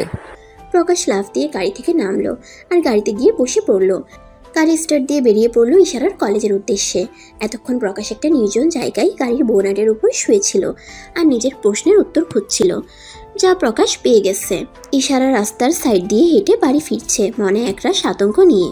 না জানি মামি আর নেহা কি বলবে, কি শাস্তি দেবে। ইশারার হাতে কোনো বই খাতা বা ব্যাগ নেই, কারণ প্রকাশের সাথে বেরিয়ে আসার সময় কিছুই নিতে পারেনি। আর এখন তো এমনিতেও ওর কোনো বই নেই। বিকেল হয়ে এসেছে, ওর রাস্তায় কেউ নেই। আসলে রাস্তাটা একটু ফাঁকা ফাঁকা, খুব কম লোকজন চলাফেরা করে এখান দিয়ে। বেশিরভাগ সময় বখাটে ছেলেরা বসে আড্ডা দেয় রাস্তার ধারে বসে। ইশারা আনমনে হাঁটতে হাঁটতে এই রাস্তা দিয়ে চলে এসেছে, আর এখন ওর খেয়াল হয়েছে এটা কোন রাস্তা। এটা তো ওই রাস্তাটা যেখানে পাড়ার বখাটে ছেলেরা বসে আড্ডা দেয়। এইখান দিয়ে আসাটা আমার ঠিক হলো না। অনেকটা তো চলে এসেছি, এখন আবার ব্যাক করতে গেলে দেরি হয়ে যাবে। থাক, এখান দিয়ে চলে যাই। এছাড়া এক দু কদম এগোতেই দেখলো ছেলেগুলো বসে আড্ডা দিচ্ছে, মদ খাচ্ছে, তাস খেলছে। ঈশান একটু ভয় পেয়ে গেল আর চুপচাপ পিছন ফিরে গেল। না, এখান দিয়ে যাওয়াটা ঠিক হবে না। আমি একা যদি এরা কিছু করে বসে, আমি বরং ফিরে যাই। এই বলে ইশারা যেই না পিছন দিকে কিছুটা এগিয়ে গেল, তখন একটা ছেলে ডাকলো, কি বেবি, আমাদের দেখে উল্টা পথে চলে যাচ্ছ কেন? আমাদের কাছে এসো, ভয় পেও না। ইশারা এগিয়ে যেতে নিলেই একটা ছেলে এসে দৌড়ে ইশারার হাত ধরে আর ইশারাকে আটকে দেয়। অন্য ছেলেগুলো ইশারাকে গোল করে ঘিরে ফেলে। কি হলো বেবি, কথা বলছো না কেন? এভাবে কাঁদলে কেউ তোমার বাঁচাতে পারবে না। ইশারা শুধু হাত ছাড়ানোর চেষ্টা করছে। আমার মনে হয় কথা বলতে পারে না, তাই তো ব্যর্থ চেষ্টা করছে হাত ছাড়ানোর। কি বেবি, তুমি কথা বলতে পারো না? ইশারা না বোধক মাথা নাড়ল, আর ছেলেটা ওর হাত ছাড়তেই ও ওদের কাছে হাত জোর করে ইশারায় ওকে ছেড়ে দিতে বলল। ওহো, তাহলে তো ভীষণ ভালো, চিৎকারও করতে পারবে না। মজায় মজা হবে আজকে। এই বলে যেই না ইশারার অন্যায় টান মারতে যাবে, তখনই ইশারার পিছন থেকে কেউ একজন ছেলেটাকে সজোরে লাথি মারলো আর ছেলেটা ছিটকে পড়ল। এই কে রে তুই? মাতাল অবস্থায় চোখ ছোট করে দেখার চেষ্টা করছে। তোদের জম। ছেলেটি আর কেউ নয়, প্রকাশ। ইশারাকে কলেজ থেকে আনতে যাবে বলে কলেজে গিয়ে দেখে ইশারা নেই, তাই ইশারা যেই রাস্তা দিয়ে ফেরে সেই রাস্তা দিয়ে যেতে লাগে। আর সেই সময় চায়ের দোকানের কাকাকে জিজ্ঞেস করে এদিক দিয়ে ইশারা গেছে নাকি। কাকা না বলায় প্রকাশ এই রাস্তাটা দিয়ে আসে, কারণ এই দুটো রাস্তা দিয়ে ইশারার বাড়ি যাওয়া যায়। প্রকাশ ভাই। ছেলেটা আর কিছু না বলে উল্টো দিকে দৌড় দিল। এই, ও আমাদের জিনিস, ছেড়ে দে ওকে। তুই কে বে? ওই যে বললাম তোদের জম, তোদের মধ্যে একজন আমাকে চিনতে পেরে উল্টো পথে দৌড় মেরেছে, কিন্তু তোরা সেটা পারবি না বলেই দুটো ছেলেকে মারতে শুরু করলো প্রকাশ। ইশারা এতক্ষণ চুপ করে দাঁড়িয়েছিল, কারণ ওরা শুধু কথা বলছিল। এখন প্রকাশকে মারতে দেখে ইশারা ভয় পেয়ে গেল আর প্রকাশের কাছে গিয়ে প্রকাশকে সরিয়ে আনার চেষ্টা করে, কিন্তু প্রকাশ থামার নামই করছে না। ইশারাকে হাত ঝাড়া মেরে সরিয়ে দিয়ে চিৎকার করে বলল, জানিস তোরা কার দিকে বাজে নজর দিয়েছিস? জানিস আমার জান হয় ও, তোর ওই চোখ আমি তুলে ফেলবো। আর এই হাত দিয়ে ওকে ছুঁয়েছিস তাই না? এই হাত আর থাকবে না তোর। ছেলেটির আর্তনাদ শুনে ইশারা ভীষণ ভয় পেয়ে গেল আর কানে হাত দিয়ে দিল। ইশারা ভালোভাবে তাকিয়ে দেখলো ছেলেটি তো নিস্তেজ হয়ে পড়ে আছে আর ওদের নাক মুখ পুরো ফেটে গেছে আর রক্ত বের হচ্ছে। ইশারা ঘৃণা ভরা দৃষ্টি নিয়ে প্রকাশের দিকে তাকালো আর দেখলো প্রকাশের চোখ দুটো ভয়ঙ্কর লাল হয়ে রয়েছে। ভীষণ হিংস্র লাগছে প্রকাশকে। ইশারা 2 কদম পিছিয়ে গেল আর আস্তে আস্তে পিছোতে পিছোতে দৌড়ে চলে গেল বাড়ির দিকে। প্রকাশ ইশারা যাওয়ার পথে তাকিয়ে থেকে ছেলেগুলোর দিকে তাকালো আর একটা লাথি মেরে ওখান থেকে গাড়ি নিয়ে বেরিয়ে গেল। ইশারা বাড়ি ফিরে কাউকে কিছু বলার সুযোগ না দিয়ে নিজের ঘরে চলে গেল আর দরজা বন্ধ করে ওয়াশরুমে ঢুকে গেল। শাওয়ারের ট্যাপ খুলে ইশারা থপ করে বসে পড়ল আর কিছুক্ষণ আগের ঘটনা ভাবতে লাগলো। বরাবর ইশারা এসব মারপিট গুন্ডাগিরি গোলাগুলিতে ভয় পায়। রক্তটাকে ভীষণ ভয় পায় ইশারা। আর আজ সেই রক্তাক্ত মানুষ ওকে দেখতে হলো। ঘৃণা আসছে এখন প্রকাশের প্রতি ইশারার। এদিকে প্রকাশ বাড়িতে এসে ঘরের প্রত্যেকটা জিনিস ভাঙচুর করছে আর চিৎকার করে বলছে, কেন আমি নিজের রাগের উপর কন্ট্রোল করতে পারি না কেন? ওই ছেলেগুলো ইশারার যদি আজ কোনো ক্ষতি করে দিত তাহলে কি হতো? এটা কি ইশারা একবারও ভাবছে? আমি জানি ও আমাকে ভুল বুঝছে, এবার ইশারাও আমাকে ভুল বুঝে চলে যাবে না। ড্রেসিং টেবিলের কাচের উপর ঘুষি মারল প্রকাশ আর কাজটা চূর্ণ বিচূর্ণ হয়ে গেল। এদিকে প্রকাশের হাত থেকেও রক্ত ঝরছে দরদর করে। সেদিকে প্রকাশের কোনো খেয়াল নেই। প্রকাশ বাম হাত দিয়ে নিজের ঘাড়ে হাত বোলাচ্ছে, মুখ ডলছে রাগ কমানোর জন্য। ইশারা, তোমাকে বুঝতে হবে তুমি শুধু আমার, তোমাকে আমি ব্যতীত অন্য কেউ দেখবে না। তোমার উপর বাজে নজর বলো আর ভালো নজর সব আমার পড়বে। তোমার উপর অধিকার শুধুমাত্র আমার, এই প্রকাশ বোসের। একটা ফুলদানি আঁচড়ে ভেঙে ফেললো আর ব্যালকনিতে চলে গেল। ওখানে বসে প্রকাশ মদের বোতলে চুমুক দিচ্ছে আর হাত থেকে এখনো রক্ত বের হচ্ছে। এক সময় প্রকাশ সেন্সলেস হয়ে যায় ওখানে বসেই। ইশারা পরের দিন নিচে নেমে আসতেই দেখে মামি রান্নাঘরে কাজ করছে। সেখানে যেতেই ইশারার মামি ধমক মেরে বলে, আর এইখানে আসতে হবে না ঢং করে। যা কলকাটি তুই নেড়েছিস না মেয়ে বোবা হয়ে, তা আমি বা আমাদের মতো মেয়েরা পারবে না। কি করেছি আমি? ন্যাকা ষষ্ঠী যেন কিছু জানে না। ওই প্রকাশের ছেলেরা এসে আমাদের হুমকি দিয়ে গেছে যেন তোকে প্রতিদিন কলেজে পাঠায়, না হলে আমাদের জন্য ভালো হবে না। নে এবার যা কলেজে গিয়ে আমাকে উদ্ধার কর। ইশারা আর কিছু বলল না, কারণ গত রাতে প্রকাশের যে রূপ দেখেছে তারপরে ইশারার সাহস নেই ওর মুখের উপর কোনো কাজ করার। কিন্তু প্রকাশের সাথে দূরত্ব বজায় রাখবে ইশারা, এটা মনে মনে ঠিক করে নিয়েছে ইশারা। ইশারা কলেজে ঢুকবে ঠিক সেই সময় দেখতে পেল দূরে পার্কিং লটে একটা সাদা বড় গাড়ির সাথে হেলান দিয়ে প্রকাশ এক দৃষ্টিতে ইশারার দিকে চেয়ে আছে। প্রকাশের চাহনিতে বোঝা যাচ্ছে ও কতটা অনুতপ্ত। চোখগুলো লাল হয়ে রয়েছে, চুলগুলো এলোমেলো, উস্কো ফুস্কো হয়ে রয়েছে। একটা জিন্স আর নেভি ব্লু টি শার্ট পরা, ডান হাত পকেটে গোজা আর বাম হাতে সিগারেট। মাঝে মাঝেই তাতে টান দিচ্ছে আর ধোঁয়াটা নাক দিয়ে বের করছে। প্রকাশের এমন লুকে ওর অ্যাটিটিউড ধরা পড়ছে। ইশারা তাই এড়িয়ে গেল আর কলেজে ঢুকে পড়ল। প্রকাশ নিজের হাতে সিগারেটটা ফেলে দিল ইশারার কলেজে ঢোকার সাথে সাথেই। ইশারা ক্লাসে যায়নি, চুপ করে গাছের নিচে বসে আছে আর বাদবাকি সব কলেজ স্টুডেন্টরা ওর আশেপাশে বসে গল্প করছে। ইশারা ভাবনায় মগ্ন। সেই সময় ইশারার হাতে টান পড়ল। ইশারা উপরের দিকে তাকাতেই দেখলো প্রকাশ ওর দিকে চোয়াল শক্ত করে তাকিয়ে রয়েছে। ইশারা তড়িঘড়ি করে উঠে দাঁড়ালো। আশেপাশে তাকিয়ে দেখলো সবাই ওদের দিকে তাকিয়ে বলাবলি করছে।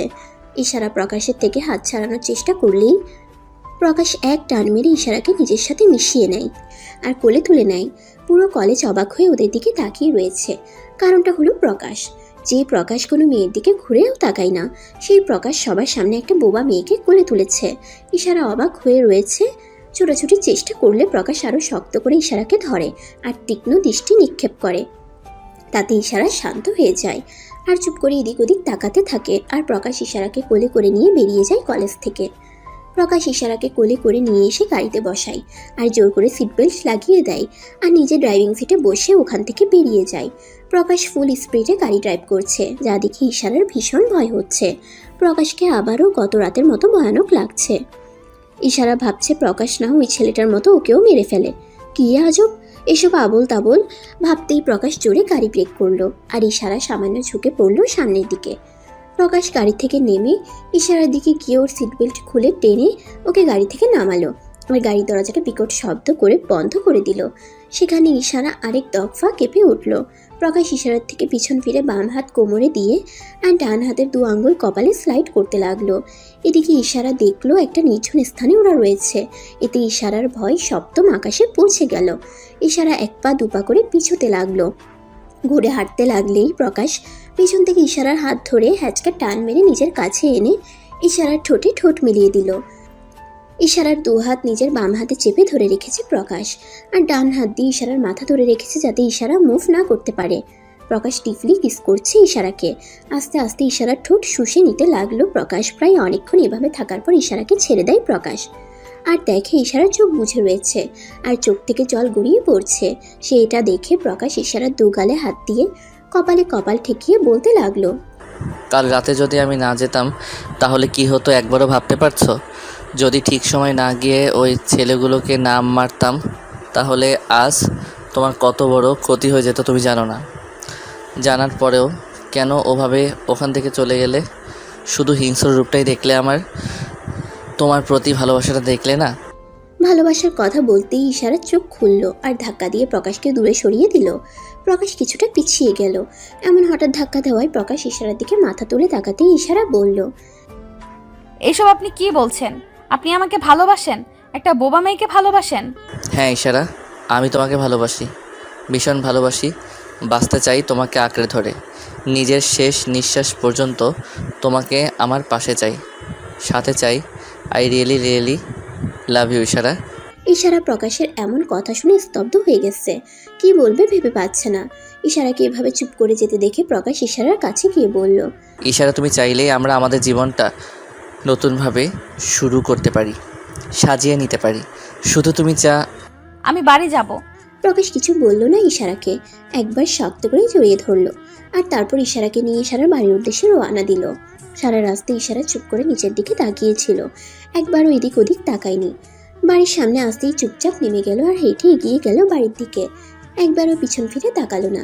তাকালে হয়তো প্রকাশের কৌতূহলী আর অসহায় চাহনি দেখতে পেত। প্রকাশ ভেবেছিল ইশারা ওর দিকে তাকাবে, কিন্তু না, ইশারা প্রকাশকে ভুল প্রমাণ করে এগিয়ে গেল আর ঢুকে গেল বাড়িতে। বাড়িতে ঢুকতেই ইশারা দেখলো ওর মামি আর নেহা সোফায় বসে টিভি দেখছে। ইশারাকে দেখতে পেয়ে ইশারার মামি আর নেহা ইশারাকে জিজ্ঞেস করলো, কিরে মহারানী, কলেজ করা হলো? তা কি হবে, এত পড়াশোনা করে শেষে তো চাকরানি হয়েই থাকতে হবে। বাহ, বেশ ভালো বললে তো মা। কিন্তু চাকরানি যখন হবে তাহলে তুমিও কি মহারানী বলো কেন? চাকরানি তো বলতেই পারো, এমনিতেই ঝেঘিরি করে আমাদের। আহা, আমাদের চাকরানি কেন হতে যাবে? যে ঘরে বিয়ে দিচ্ছি সেই ঘরের চাকরানি হবে। ওর নামে এই বাড়ি তো এই বাড়ির মহারানী, তাই না? ও তাই বলো। নাম মহারানীর আর কাম চাকরানির, কিন্তু ওকে বিয়ে করছে কে? ওই তো একটা মাঝবয়সী লোক, অনেক বড় লোক।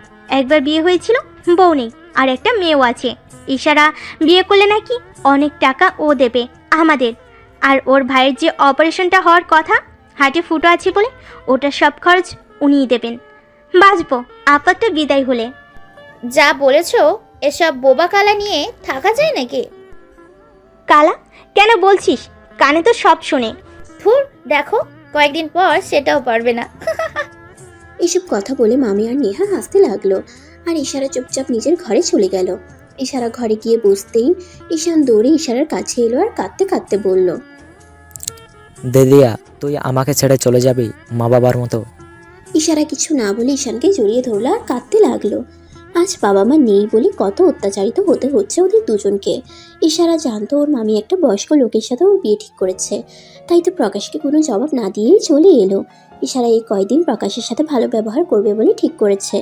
ভালো ব্যবহার করলে প্রকাশ কোনো সন্দেহ করবে না, আর বিয়েটাও ভালোভাবে মিটে যাবে।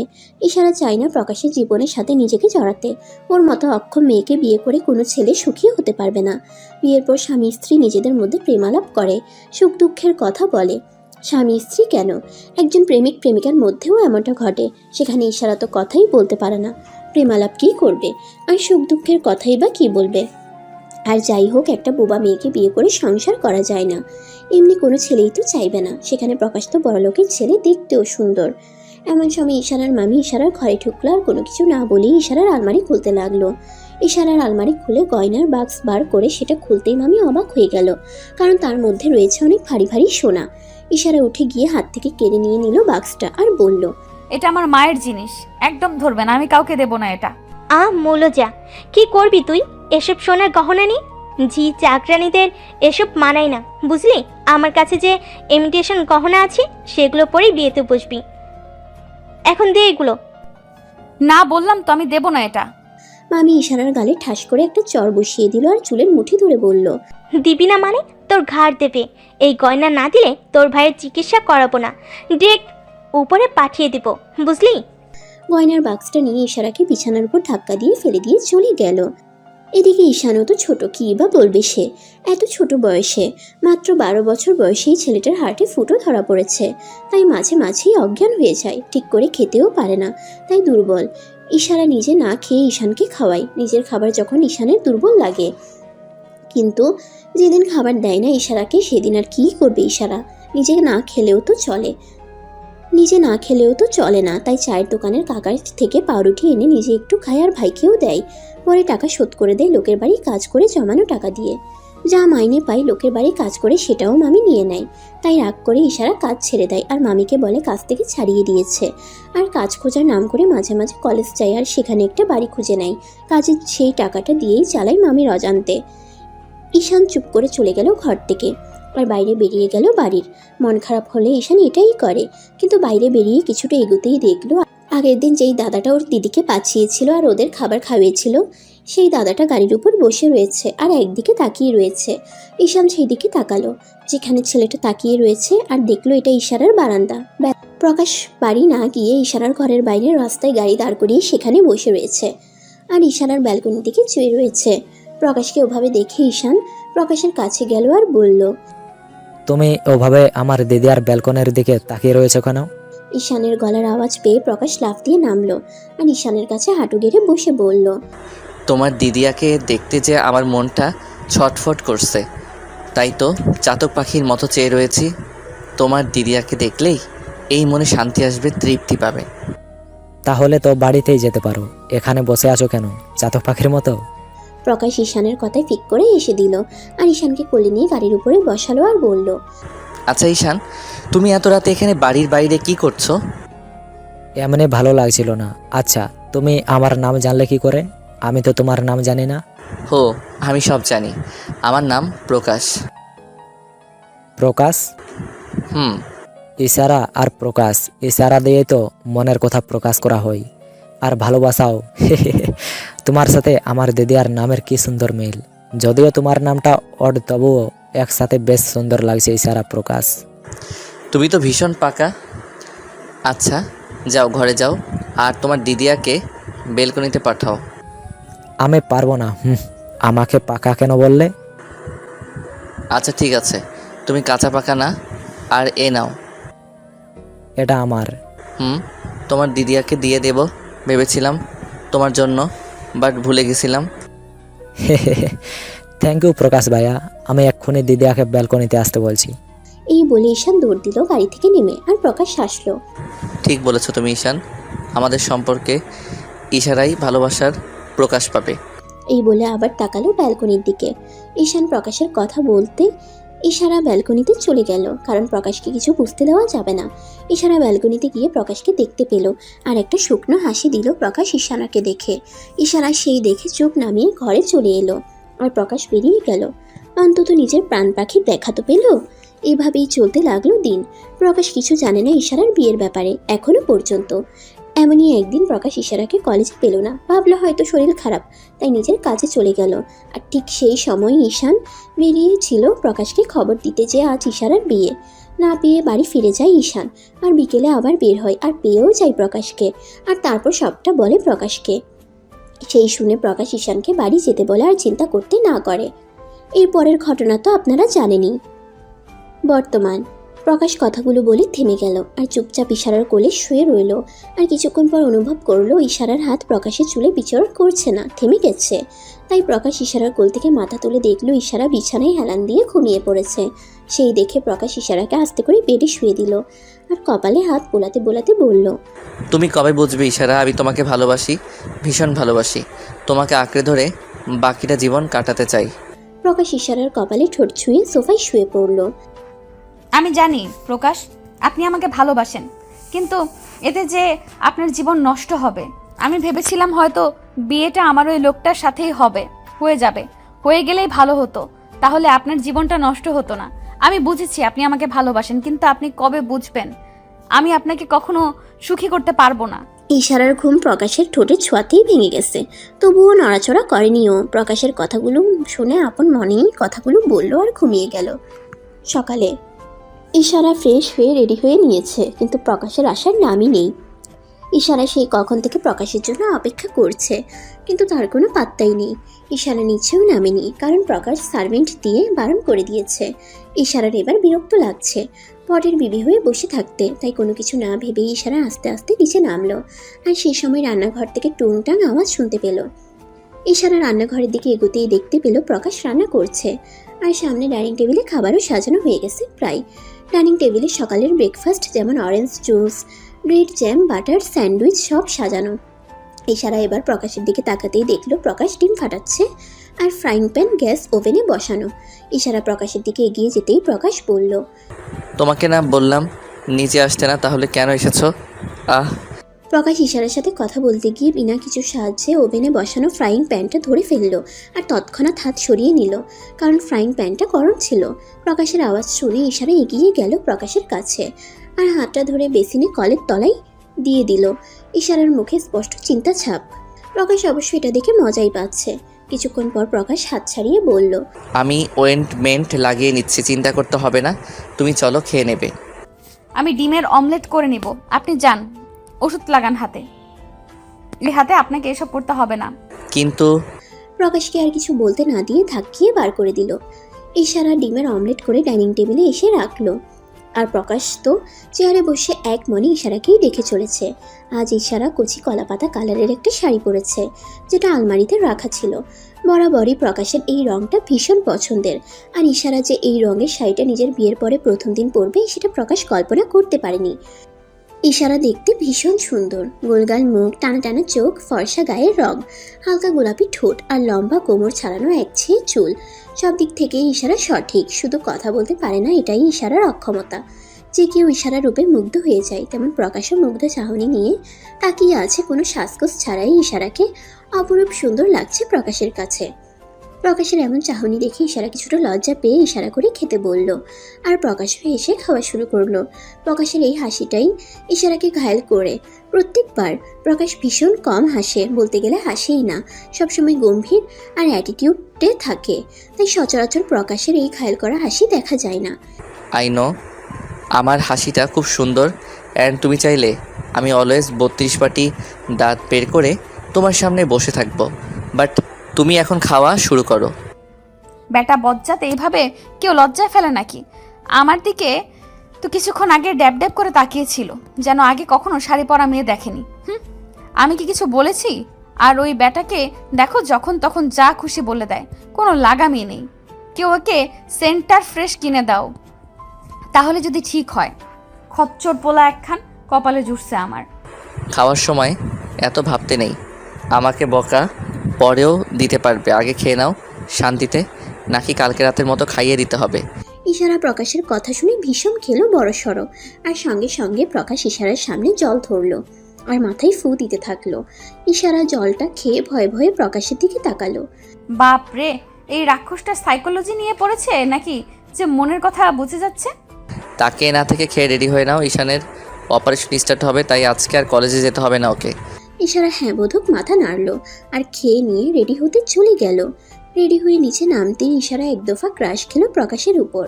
প্রকাশ সবসময়ের মতো ব্ল্যাক জিন্স, অফ হোয়াইট কালারের শার্ট, যার এক প্রান্ত গুজা আর এক প্রান্ত ছাড়া, ডান হাতে ব্র্যান্ডেড ঘড়ি আর বাম হাতে ব্ল্যাক প্যান্ট, চুলগুলো ব্রাশ করা, পায়ে লোফার।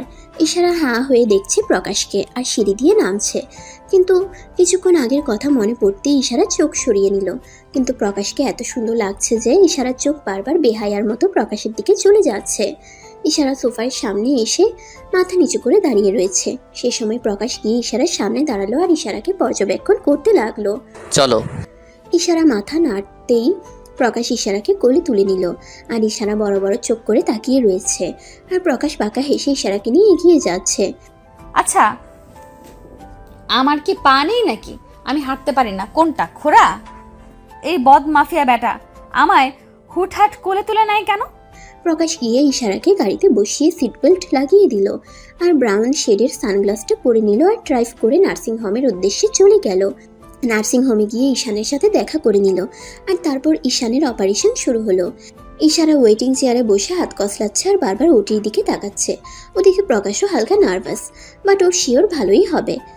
আফটার 2 আওয়ার ডক্টর ওটি থেকে হাসি মুখে বেরোতেই ইশারা আর প্রকাশ একটু ভরসা পেল।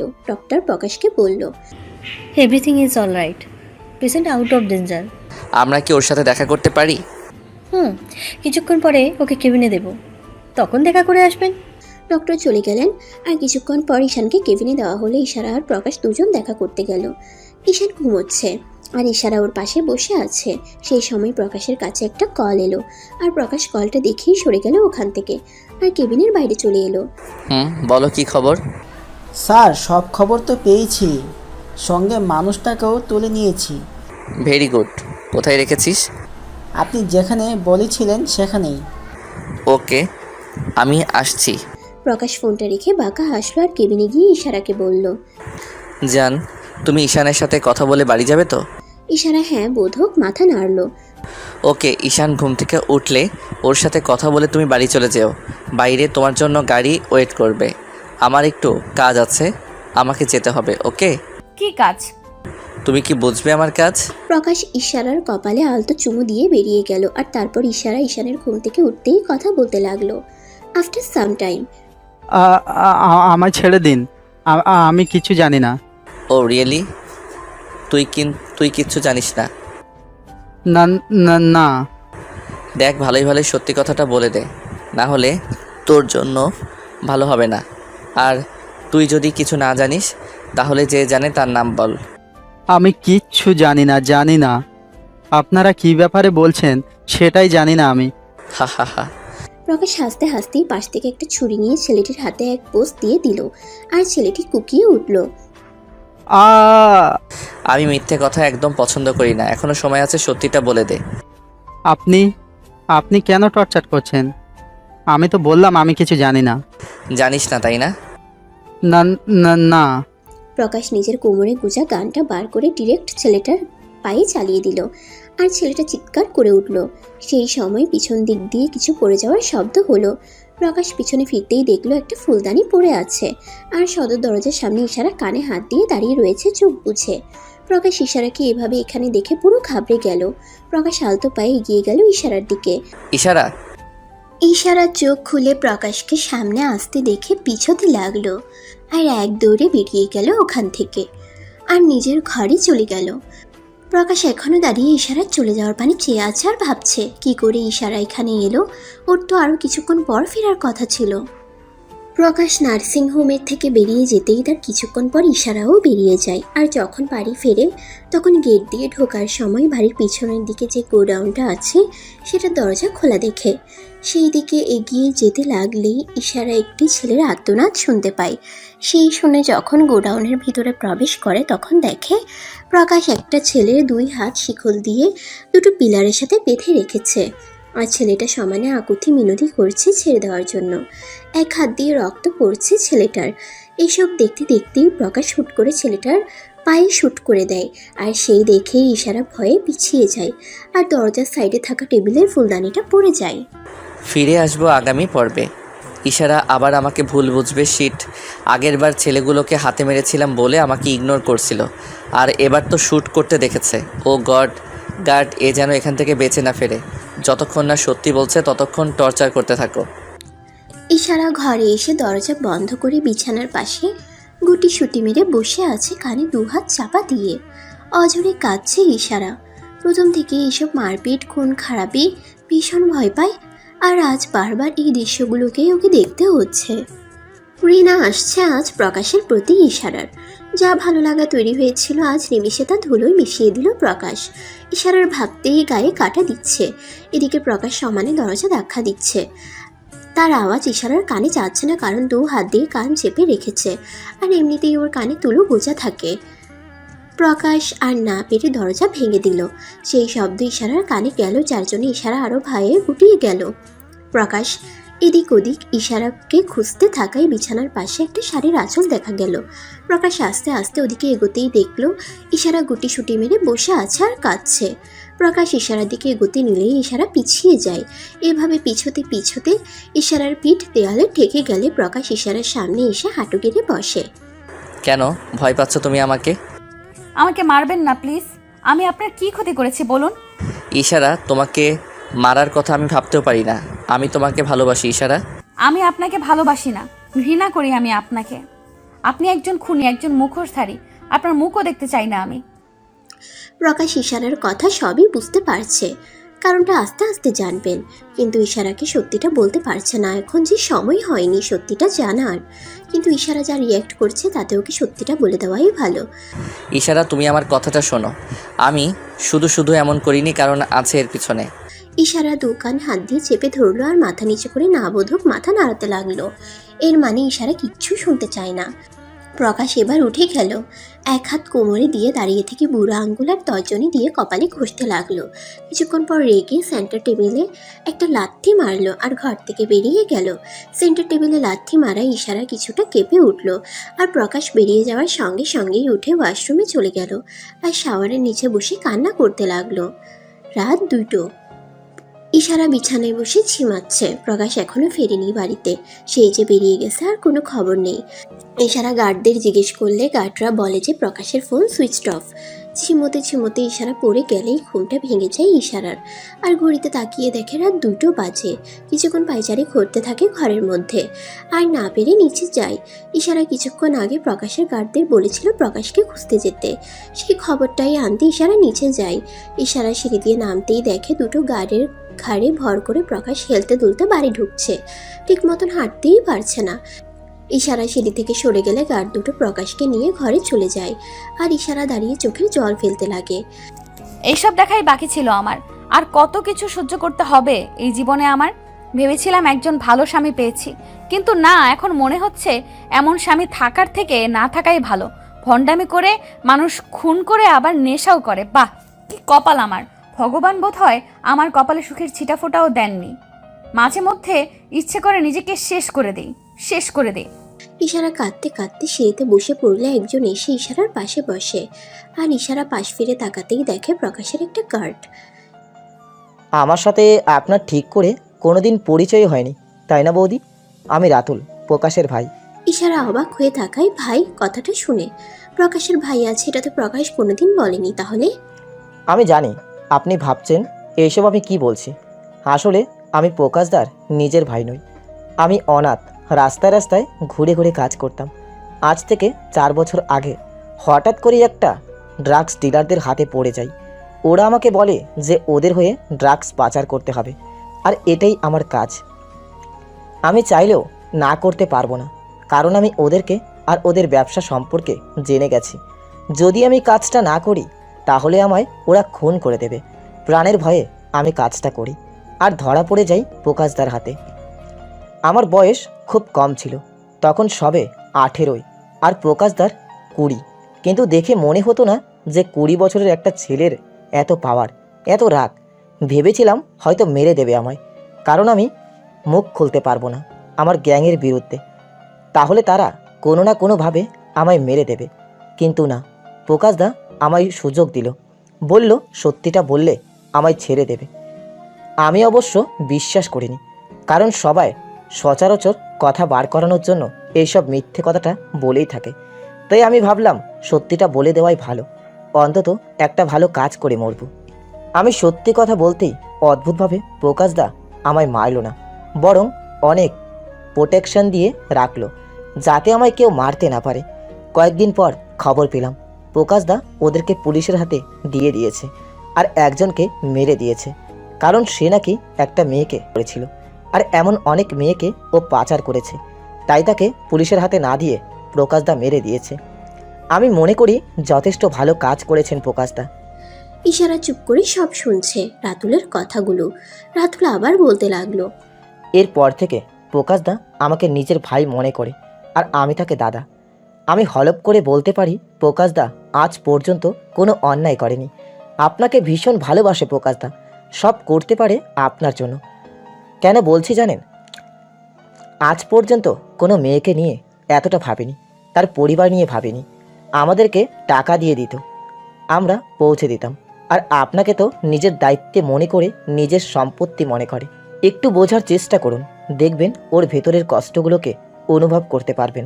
আজ অনেক দিন পর প্রকাশদা ড্রিঙ্ক করলো, তাও এভাবে সম্ভবত আপনার সাথে পরিচয় হওয়ার পর এসব ছেড়েই দিয়েছিল। যাই হোক, ওরা রেখে এসেছে প্রকাশদাকে। আপনি ঘরে যেতে পারেন। আর ক্যান্ডলি, আমার কথাগুলো একটু ভেবে দেখবেন। রাতুল কথাগুলো বলে চলে গেল। আর ইশারা নিজের চোখের জল মুছে ঘরের উদ্দেশ্যে হাঁটা ধরলো। ঘরে গিয়ে দেখলো প্রকাশ বিছানায় এলোমেলো হয়ে শুয়ে রয়েছে, পায়ের জুতোটাও খোলেনি। ইশারা গিয়ে পায়ের জুতোটা খুলে দিল। আর প্রকাশকে ঠিকভাবে শোয়ানোর চেষ্টা করতে গেলেই প্রকাশ দু হাতে ভর করে উঠে বসলো আর ইশারার কোমর জড়িয়ে ধরে ওর ঠোঁটে ঠোঁট মিলিয়ে দিল। প্রকাশ খুব সফটলি কিস করছে ইশারাকে, শুষে নিচ্ছে ইশারার ঠোঁট। আর ইশারা আজকে বাধা দিতে চেয়েও দিতে পারছে না, বরং প্রথমবারের মতো প্রকাশের সাথে তালে তাল মিলাচ্ছে। প্রকাশ ইশারার কোমর শক্ত করে জড়িয়ে ধরে নিজের সাথে মিশিয়ে নিল। আর ইশারা প্রকাশের গলা জড়িয়ে ধরে আছে, চুল মুঠো করে রেখেছে। প্রায় অনেকক্ষণ পর ইশারার ঠোঁট ছাড়লো প্রকাশ আর গলায় মুখ ডুবিয়ে দিল। আর একটা টিপ কিস করলো গলায়, যার ফলে ইশারা প্রকাশের কাঁধ খামচে ধরলো। প্রকাশ নেশাক্ত কণ্ঠে বলতে লাগলো, আমার তোমাকে চাই ইশারা, সারা জীবনের জন্য চাই, ভালোবাসতে চাই তোমাকে, আমি ভীষণ ভীষণ ভালোবাসতে চাই। আই লাভ ইউ এ লট। প্রকাশের কথাগুলো যেন আজ ইশারার মনে অনুভূতি জাগিয়ে তুলছে। ইশারা প্রকাশের মাথায় হাত বুলিয়ে দিচ্ছে আর প্রকাশ ইশারার গলায় মুখ ডুবিয়ে রেখেছে। কিছুক্ষণ পর ইশারার গলার মধ্যে নিজের নাক ঘষে দিল প্রকাশ আর ইশারা সরে গেল। ইশারা সরে গিয়ে প্রকাশকে ঠিক মতো শুয়ে দিল। আর উঠে যেতে নিলেই প্রকাশ হাত ধরে টেনে ইশারাকে বিছানায় বসিয়ে ওর কোলে মাথা রেখে পেটে মুখ গুজে দিল আর ঘুমিয়ে পড়ল। এদিকে ইশারা প্রকাশের কাণ্ড কারখানা দেখে হাসবে না কাঁদবে বুঝতে পারছে না। পরের দিন সকালে প্রকাশ ঘুম থেকে উঠে সারা বাড়ি খুঁজে ফেলেছে, ইশারা কোথাও নেই। আর গত রাতের কোনো কথাই প্রকাশের মনে নেই, তাই ও তন্ন তন্ন করে খুঁজছে। হুট করে রাতুল এসে প্রকাশকে বলল যে ইশারা কলেজে গেছে। এটা শুনে প্রকাশ একটু দম ফেললো আর সঙ্গে সঙ্গে ফ্রেশ হয়ে ইশারার কলেজে চলে গেল। কলেজে গিয়ে সবাইকে ইশারার ব্যাপারে জিজ্ঞেস করতেই সবাই বলল ইশারা আজ কলেজে আসেইনি। এই শুনে প্রকাশ নিজের গার্ডদের বলল পুরো শহর খোঁজ নিতে। প্রকাশও বেরিয়ে পড়ল। 2 দিন পর ঘরের মেঝেতে মদের বোতল ছড়িয়ে ছিটিয়ে রয়েছে আর প্রকাশ মেঝেতে সোজা হয়ে শুয়ে রয়েছে হাতে একটা মদের বোতল নিয়ে। 2 দিন হয়ে গেছে ইশারাকে প্রকাশ কোথাও পায়নি। পাথর হয়ে গেছে প্রকাশ, চিৎকার করে কাঁদে, রাত হলেই কোনো কথা বলে না, চুপচাপ ঘরে বন্দি হয়ে থাকে আর মদ খেয়ে মাতাল হয়ে থাকে। কেউ খোঁজখবর দিতে আসলে ইশারা সেটা শুনে আর পাগলের মতো হাসে। প্রত্যেকটা খবর প্রকাশকে কাঁদায়, কারণ ইশারাকে পাওয়া যায়নি। ইশারা, কেন আমায় ছেড়ে চলে গেলে? একবার আমার কথাটা শুনতে পারতে। আমি যে পারবো না, তোমাকে ছাড়া বাঁচতে পারবো না আমি। প্রকাশ রক্ত চক্ষু নিয়ে একটা সোফায় বসে আছে, হাতে একটা ওয়াইনের গ্লাস। জল শক্ত করে রেখেছে প্রকাশ, দাঁত কড়মড় করছে। এক চুমুকে ওয়াইনটা খেয়ে নিয়ে গ্লাসটা হাতে শক্ত করে চেপে ধরলো। এতটা জোরে চেপে ধরলো যে গ্লাসটা ভেঙেই গেল। গ্লাসটা ভেঙে গিয়ে কাজটা প্রকাশের হাতে কেটে গেছে আর অঝরে রক্ত পড়ছে হাত থেকে। কিন্তু প্রকাশের চাহনি সামনের দিকে স্থির হয়ে রয়েছে একজনের উপর। বিছানায় হাঁটু মুড়ে বসে বসে কাঁদছে ইশারা। এই মুহূর্তে প্রকাশকে জমের থেকেও বেশি ভয় পাচ্ছে ইশারা, তাই সমানে ফুপিয়ে ফুপিয়ে কাঁদছে। প্রকাশের হাতের রক্তটা দেখে ইচ্ছে করছে গিয়ে ওষুধ লাগিয়ে দিতে, কিন্তু ভয়ের কারণে সেটাও পারছে না ইশারা। কিছুক্ষণ আগে প্রকাশ নিজের ঘরে বসে স্মোক করছে, সেই সময় প্রকাশের কাছে ফোন এলো। ইশারা বৌদির খবর পেয়েছি ভাই, তুমি তাড়াতাড়ি নিচে আসো। প্রকাশ আর এক মুহূর্ত দেরি করলো না, সঙ্গে সঙ্গে যা পড়েছিল তাই পরে বেরিয়ে গেল রাতুলের সাথে। প্রকাশ আজ ড্রাইভ করছে না, রাতুল ড্রাইভ করছে। প্রকাশের শরীর খুব একটা ভালো না, এই 2 দিন ঠিকমতো খাইনি, শুধু ছাইপাশ খেয়েছে আর স্মোক করেছে, তাও ভালো, নিজের কোনো ক্ষতি তো করেনি, মনে মনে ভাবছে রাতুল। কিছুক্ষণ পরেই রাতুল আর প্রকাশ পৌঁছে গেল সেই জায়গায় যেখানে ইশারা আছে বলে খোঁজ পেয়েছে রাতুল। একটা 1 তলা সিমেন্টের বাড়ি, শহরের থেকে অনেক দূরে, প্রায় শেষ প্রান্তে। প্রকাশ রাতুলের দিকে তাকাতেই রাতুল ইশারা করলো ভিতরে যাওয়ার জন্য। প্রকাশ রাতুলকে হাত দিয়ে ইশারা করলো বাড়ির বাইরে থাকার জন্য আর নিজেই গিয়ে গেল বাড়ির ভিতরে। বুক কাঁপছে প্রকাশের, যদি ইশারা না থাকে এখানে, যদিও না পাই ইশারাকে, একটা লম্বা নিঃশ্বাস নিয়ে প্রকাশ বাড়ির ভিতরে গেল। দরজা খোলা তাই আর নক করলো না, চুপচাপ ভিতরে প্রবেশ করলো। কিন্তু কিছুটা এগোতেই কারো পায়ের নুপুরের ছন ছন শব্দ পেল। এই একটা শব্দ দ্বারাই প্রকাশের ভিতরে শীতল হাওয়া বইয়ে দিচ্ছে। প্রকাশের যে বড্ড চেনা এই নুপুরের শব্দ। প্রকাশ চোখ বন্ধ করে শব্দটা শুনছে। তীব্র থেকে তীব্র হচ্ছে শব্দটা, কিন্তু হঠাৎ থেমে গেল শব্দটা। স্টিলের বাসন কোসন পড়ে যাওয়ার রিনঝিন শব্দ এলো, আর প্রকাশ দ্রুত নিজের চোখ খুলল। চোখ খুলতেই দেখতে পেল ইশারাকে। ইশারা প্রকাশকে দেখে ভীষণ পরিমাণ ভয় পেয়ে গেছে। হাত পা ঠান্ডা হয়ে যাচ্ছে, হাঁটু ভেঙে আসছে ইশারার পিছন থেকে ইশারাকে পাশ কাটিয়ে দৌড়ে গিয়ে জড়িয়ে ধরলো ঈশান প্রকাশকে, আর বলতে লাগলো, দেখলি দিদিয়া, আমি বলেছিলাম না প্রকাশ ভাইয়া আসবে? তুই খালি খালি রাগ করতিস আমার উপর। আমি তো জানি প্রকাশ ভাইয়া তোকে কতটা ভালোবাসে। তুই একটা বোকা, বুঝিস না প্রকাশ ভাইয়ের ভালোবাসাটা। শুধু শুধু এই দুদিন প্রকাশ ভাইয়াকে কষ্ট দিলি। কতবার বললাম কোথায় নিয়ে যাচ্ছিস আমায়, কিছু বললেই না আমায়। দেখ তো ভাইয়ের অবস্থা কি হয়েছে এই দুদিনে। ইশারা ঈশানের কথাই প্রকাশের দিকে ভালো করে তাকিয়ে দেখলো। মাথার চুলগুলো এলোমেলো, চোখ মুখ শুকিয়ে গেছে, গোলাপি ঠোঁটগুলো কেমন কালো বর্ণ ধারণ করেছে, বড় বড় চোখগুলো ছোট ছোট লাগছে। দেখে মনে হচ্ছে কতদিন ঠিকমতো খায়নি, ঘুমায়নি। ইশারা অবাক হয়ে যাচ্ছে প্রকাশের অবস্থা দেখে। মাত্র 2 দিনে এতটা খারাপ অবস্থা করেছে নিজের। সত্যি বলতে ইশারাও এই 2 দিন ভালো ছিল না। ইশারা দেখলো প্রকাশ একটা টি শার্ট আর ট্রাউজার পরা। এর মানে খবর পেতেই হয়তো ছুটে চলে এসেছে ইশারার কাছে। ঈশানের মাথায় হাত বুলালো, চুলগুলো এলোমেলো করে দিয়ে বলল, বাইরে রাতুল আঙ্কেল গাড়ি নিয়ে দাঁড়িয়ে আছে, তুমি গিয়ে বসে পড়ো গুড বয়ের মতো। ওকে? কি মজা, বাড়ি যাব, হুররে। প্রকাশ 1 পা 2 পা করে এগিয়ে যাচ্ছে ইশারার দিকে, আর ইশারা ভয়ে সালোয়ারের ওড়না ভেজাচ্ছে। প্রকাশ ইশারার সামনে এসে ট্রাউজারের পকেটে হাত গুজে দাঁড়িয়ে শান্ত গলায় বলল, কেন এভাবে ছেড়ে চলে এলে ইশারা? ইশারা নিশ্চুপ, শুধু চোখের জল ফেলছে, মাথা নিচু করে। আমি কি এতটা খারাপ ইশারা যে আমার সাথে থাকা যায় না? এত ভালোবাসার পরেও তুমি আমাকে ছেড়ে চলে এলে। বলে দিতে পারতে আমায়, আমি নিজে তোমাকে আমার কাছ থেকে দূরে সরিয়ে দিতাম। কিন্তু এখন তোমাকে শাস্তি পেতে হবে। You have to pay for this. Prakash ইশারাকে কিছু বলার সুযোগ না দিয়ে হাত ধরে টেনে নিয়ে বাইরে চলে এলো, আর গাড়িতে বসিয়ে দিল, আর নিজেও গিয়ে সামনের সিটে বসে পড়ল। রাতুল থাকায় বেশি কিছু বলল না প্রকাশ, কিন্তু মনে মনে রাগ, অভিমান, কষ্ট ঠিকই হচ্ছে। ইশারা ঈশানকে নার্সিংহোমের থেকে ডিসচার্জ করিয়ে নিজের সাথে নিয়ে যায়। প্রকাশ ইশারাকে কলেজে না পেয়ে নার্সিংহোমে গেছিল। সেখান থেকেই জানতে পারে ইশারা ঈশানকে নিয়ে চলে গেছে সামান্য সুস্থ হতেই। সঙ্গে প্রকাশ এও বুঝলো যে ইশারাকে কেউ কিডন্যাপ করেনি, ইশারা নিজের ইচ্ছাই গেছে। এখন প্রকাশ এক টান মেরে কাজটা বার করে ফেললো, তাতে রক্ত বেরোনোর পরিমাণ আরও বেড়ে গেল। এরপর উঠে দাঁড়িয়ে লাথি মেরে সামনের সেন্টার টেবিলের কাজটা ফেলে দিল, আর কাজটা পরে টুকরো টুকরো হয়ে গেল। প্রকাশ ইশারার সামনে এসে চিৎকার করে বলে উঠল, ওয়াই ইশারা, ওয়াই? কেন করলে তুমি আমার সাথে এমন? কম তো ভালোবাসিনি আমি তোমায়। কতবার বলেছি তোমাকে ছাড়া আমি বাঁচতে পারবো না, বলিনি? ইশারা নিশ্চুপ, ভয়ে গুটিয়ে রয়েছে আর কাঁদছে। কাঁদছো কেন তুমি? হ্যাঁ কাঁদছো কেন? Answer me dammit. ও আমার কাছে ধরা পড়ে গেছো দেখে, আমার কাছে ফিরে আসতে হয়েছে দেখে খুব কষ্ট হচ্ছে? ভাবনি তাই না আবার আমার কাছে ফিরে আসতে হবে, এই জন্য কষ্ট হচ্ছে তোমার? প্রকাশ শান্ত হয়ে গেল, আর আস্তে করে গিয়ে ইশারার পায়ের সামনে ধপ করে 2 হাঁটু গেড়ে বসে পড়ল, আর ইশারার দিকে করুণ ও অসহায় চোখে তাকালে ইশারার বুকের ভিতরটা ধুপ করে উঠল। প্রকাশ শান্ত গলায় বলল, আমি খুব খারাপ তাই না ইশারা? বদ মেজাজি একগু একটা ছেলে যে কিনা মারপিট করে, লোককে খুন করে, একটা মাফিয়া ক্রিমিনাল আমি, তাই না? খুব বিরক্ত তুমি আমার উপর, আমার রাগের উপর। ঠিক আছে, আর তোমাকে আমায় সহ্য করতে হবে না। ইশারার মনটা কেমন জানি করে উঠল প্রকাশের এমন কথায়। প্রকাশ উঠে দাঁড়িয়ে ইশারার সামনে এসে কপালে একটা গভীরভাবে ভালোবাসার পরশ দিল, আর বলল, এটা আমার ভালোবাসার হয়তো শেষ চিহ্ন। বলেই সেন্টার টেবিলের ভাঙা কাচের টুকরোটা বাম হাতে নিয়ে ডান হাতে শিরায় এক পুষ দিল, আর গল গল করে রক্ত পড়তে লাগলো। ইশারা শকড হয়ে দাঁড়িয়ে রয়েছে, চোখের সামনে মুহূর্তেই এমন কিছু হবে তা ভাবতে পারেনি ইশারা। প্রকাশ নিজের মুখে হাসির রেখা টেনে বলল, আর বিরক্তির কারণ হব না তোমার, কিন্তু জীবনে তোমার আর কোনো অসুবিধা হবে না, সব ব্যবস্থা আমি করে। আর বলতে পারল না, পড়ে গেল ধপ করে। ডান হাতে ব্যান্ডেজ করা অজ্ঞান অবস্থায় প্রকাশ বিছানায় শুয়ে রয়েছে, আর ডক্টর চেক আপ করছে। দূরে দাঁড়িয়ে ইশারা বারবার চোখে জল মুছছে, আর ডক্টরের পাশে রাতুল চিন্তিত হয়ে দাঁড়িয়ে আছে। প্রকাশ যখন হাতের শিরায় কাচের টুকরো দিয়ে টান দিয়েছিল তখন গল গল করে রক্ত পড়তে শুরু করে। আর সেই রক্ত দেখে ইশারা কিছুক্ষণের জন্য স্তব্ধ হয়ে যায়, কিন্তু প্রকাশ যখন পড়ে যায় তখনই ইশারার হুঁশ আসে। আর ইশারা ছুটে প্রকাশের কাছে এগিয়ে যায় আর প্রকাশকে ধাক্কা দিতে থাকে।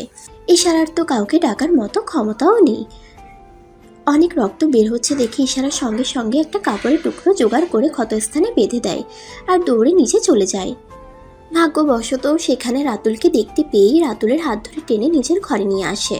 প্রকাশকে এই অবস্থায় দেখে রাতুলও অবাক হয়ে যায়। প্রকাশের হাতের কাপড়টাও রক্তে ভিজে যাচ্ছে। রাতুল তাড়াতাড়ি প্রকাশকে তুলে বিছানায় শুয়ে দিয়ে ডক্টরকে ফোন করে আর বাড়ি থেকে তুলে নিয়ে আসে রীতিমতো। প্রকাশকে চেক করা শেষ হলে ডক্টর ইশারাকে বলল, আপনি ওনার ওয়াইফ?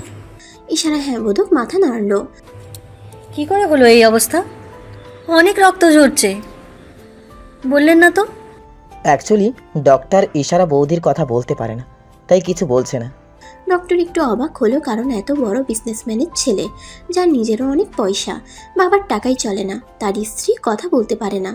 এসব চিন্তা বাদ দিয়ে ডক্টর বলল, ও আই এম সরি, আসলে পেশেন্টের অনেক ব্লাড লস হয়েছে, কিন্তু কাপড় বেঁধে দেওয়াই বাঁচোয়া, না হলে হসপিটালে অ্যাডমিট করতে হতো ব্লাডের জন্য। উনি একটু উইক, এখন বেশি উত্তেজিত হতে দেবেন না, রেস্ট নিতে বলবেন। আর পেন হতে পারে, তাই কয়েকটা মেডিসিন লিখে দিলাম, এগুলি দিয়ে দেবেন। শিরা কাটেনি তো ডক্টর? না, জাস্ট চোট পেয়েছে, আর কাঁচ দিয়ে কাটায় রক্তক্ষরণ বেশি হচ্ছে, কিন্তু আর একটু গভীর হলেই শিরা কেটে যেত। জ্ঞান আর একটু পরেই ফিরে আসবে। এই নিন, এগুলো টাইমে দিয়ে দেবেন। চলুন আমি এগিয়ে দিচ্ছি, আমাদের ড্রাইভার আপনাকে বাড়ি পৌঁছে দেবে। রাতুল ডক্টরকে নিয়ে বেরিয়ে গেলে ইশারা আস্তে আস্তে প্রকাশের পাশে গিয়ে বসে চোখের জল ফেলতে থাকে আর প্রকাশের মাথায় হাত বুলিয়ে দিতে দিতে ভাবে, আজ আমার জন্য আপনার এই অবস্থা প্রকাশ। বিশ্বাস করুন, আমি চাইনি আপনাকে আঘাত করতে, চাইনি আমি এই কয়েকদিন আপনার থেকে দূরে থেকে আমিও ভালো ছিলাম না। প্রত্যেক মুহূর্তে আপনার কথা মনে পড়তো আমার, আপনার যত্ন ভালোবাসা সব মনে পড়তো, কিন্তু আমি নিরুপায় ছিলাম, বিশ্বাস করুন। ইশারা যেহেতু প্রকাশের দিকে ঝুঁকেছিল তাই ইশারার চোখের জলগুলো প্রকাশের গলায় পড়ছিল, চিবুকে পড়ছিল, আর আস্তে আস্তে সে সময় প্রকাশের জ্ঞানও ফিরছিল। প্রকাশ যখন পুরোপুরি চোখ খুলে নিজের কাছে ইশারাকে দেখলো তখন প্রথমে খুশি হলেও পরক্ষণে ইশারা চলে যাওয়ার কথা শুনে রাগটা চেকে বসলো আর প্রকাশ মুখ অন্য পাশে ফিরিয়ে বলল, চলে যান আমার চোখের সামনে থেকে। প্রকাশের কথা ইশারা চোখ খুলল। প্রকাশের জ্ঞান ফিরেছে এই দেখে ইশারার মুখে হাসি ফুটে উঠল, কিন্তু প্রকাশের কথাটা কানে গেল না সেই আনন্দে। তাই প্রকাশের মাথায় হাত দিতে গেলেই প্রকাশ বাম হাত দিয়ে ইশারার হাতটা ধরে নেয় আর বলে, আমি তো বললাম আমার চোখের সামনে থেকে চলে যেতে, কথা কানে যায় না? আমি তো জানতাম আপনি কানে শুনতেও পান। প্লিজ প্লিজ প্লিজ চলে যান আপনি আমার সামনে থেকে। আপনাকে দেখলেই আমার জীবনের প্রথম ভুলের কথা মনে পড়ে যায়। আপনাকে ভালোবেসে আমি আমার জীবনের সবচেয়ে বড় ভুল করেছি। আপনি আমার সামনে থেকে যান, না হলে আমি আবারও কিছু একটা করে বসবো। ইশারা আর কিছু না বলে কাঁদতে কাঁদতে চলে গেল দৌড়ে। আর প্রকাশ বিছানায় মাথা ঠেকিয়ে নিজে নিজে বলতে থাকলো, এত ভালোবাসলাম তোমাকে, তারপরেও তুমি আমাকে ছেড়ে চলে গেলে কেন ইশারা? আমাকে কি সত্যি ভালোবাসা যায় না? এখন থেকে তুমি যা চাইবে সেটাই হবে। আমি আর তোমার কাছে ভালোবাসার কথা বলবো না, কোনো অধিকারও খাটাবো না, কিন্তু আমি চাইলেও তোমাকে না ভালোবেসে থাকতে পারবো না, সেটা আমার পক্ষে অসম্ভব। প্রকাশের চোখের কোনা দিয়ে জল গড়িয়ে পড়ছে আর চোখের সামনে শুধু ইশারার মুখটা ভেসে উঠছে। সে সময় দরজায় নক করলো রাতুল। প্রকাশদা আসবো? আয়। আস্তে করে উঠে বসে চোখের জলটা মুছে নিল। এই নাও, খেয়ে নাও, এরপর ওষুধ খেতে হবে। আর এখন কেমন লাগছে? ঠিক আছে, আর আমার কিছু খেতে ইচ্ছে করছে না, নিয়ে যা প্লিজ। প্রকাশদা, নিজের রাগটা তুমি প্রথমে নিজের ক্ষতি করে, আর এখন খাবারের উপর দেখাচ্ছ, এতে তো ক্ষতি তোমারই হবে, তাই না? আমার যা ক্ষতি হওয়ার তা হয়ে গেছে রে। শোন, আমি অন্য ঘরে যাচ্ছি, এ ঘরে থাকা আমার পক্ষে সম্ভব নয়, আর বাঁচতে চাই ভালোভাবে, আমি শান্তি চাই একটু। বলেই প্রকাশ আস্তে করে বিছানা থেকে নেমে গেল। যেহেতু হাত কেটেছে তাই হাঁটতে চলতে কোনো অসুবিধা হচ্ছে না, জাস্ট শরীরটা দুর্বল প্রকাশের। প্রকাশ দরজা থেকে বেরিয়ে যেতেই ওর বাম হাতে টান পড়ল। ইশারা দরজার বাইরেই দাঁড়িয়ে ছিল, কারণ রাতুলকে দিয়ে খাবারটা ওই পাঠিয়েছে। প্রকাশ পিছনে না ফিরেই ঝাড়া দিয়ে ছাড়িয়ে নিল হাতটা আর বলল, আমি তো বললাম আমি একটু শান্তি চাই। বলেই প্রকাশ সামনের দিকে এগিয়ে যেতে লাগলো। আর নুপুরের শব্দ আসতে লাগলো প্রকাশের কানে। এর মানে ইশারাও আসছে প্রকাশের পিছন পিছন। এদিকে প্রকাশের বাইরে দাঁড়িয়ে কথাটা রাতুল শুনতে পেয়েও বেরিয়ে আসে আর ওদের পিছনে আসতে থাকে। প্রথমে প্রকাশ, তারপর ইশারা, আর ইশারার পরে রাতুল। প্রকাশ একটা রুমে ঢুকে তাড়াতাড়ি দরজাটা বন্ধ করে দিতে গেলে ইশারা দরজাটা আটকাতে চায়, কিন্তু আটকাতে গিয়ে ইশারার আঙুলটা চাপা পড়ে যায়। আর ইশারা ঝট করে সরিয়ে নিলেও আঙুলটা কেটে গিয়ে রক্ত বেরিয়ে যায়। এদিকে দরজাটাও বন্ধ করে দেয় প্রকাশ। রাতুল সঙ্গে সঙ্গে এসে ইশারার হাতটা ধরে আর বলতে থাকে, আরে বৌদি, এটা কি করলেন? এভাবে কেউ হাত দেয় নাকি দরজায়? দেখুন তো, কেটে গিয়ে রক্ত বেরিয়ে গেল। রাতুলের কথা শুনতে পেয়ে প্রকাশ সঙ্গে সঙ্গে দরজা খুলে ইশারার সামনে চলে আসে আর উত্তেজিত হয়ে পড়ে। কে বলেছিল দরজায় হাত দিতে? আমি বলেছিলাম? একটা না একটা কিছু করে নিজের ক্ষতি করতেই হবে, তাই না? এই রাতুল, যা গিয়ে তুই ফার্স্ট এইড বক্স নিয়ে আয়, রক্ত বের হচ্ছে তো। প্রকাশ ইশারার আঙুলটা মুখে পুরে নিল রক্ত বন্ধ করার জন্য। দা, তুমি বৌদিকে এই ঘরে নিয়ে যাও, ওখানেই ফার্স্ট অ্যান্ড বক্সটা আছে। প্রকাশ সঙ্গে সঙ্গে ইশারাকে ঘরে নিয়ে এসে সোফায় বসিয়ে ফার্স্ট এইড বক্স খুঁজতে লাগলো। সেটা নিয়ে এসে সোফায় বসে খুব যত্ন করে ইশারার হাতে মলম দেখিয়ে দিচ্ছে প্রকাশ। আর ইশারা অবাক চোখে প্রকাশের দিকে তাকিয়ে রয়েছে।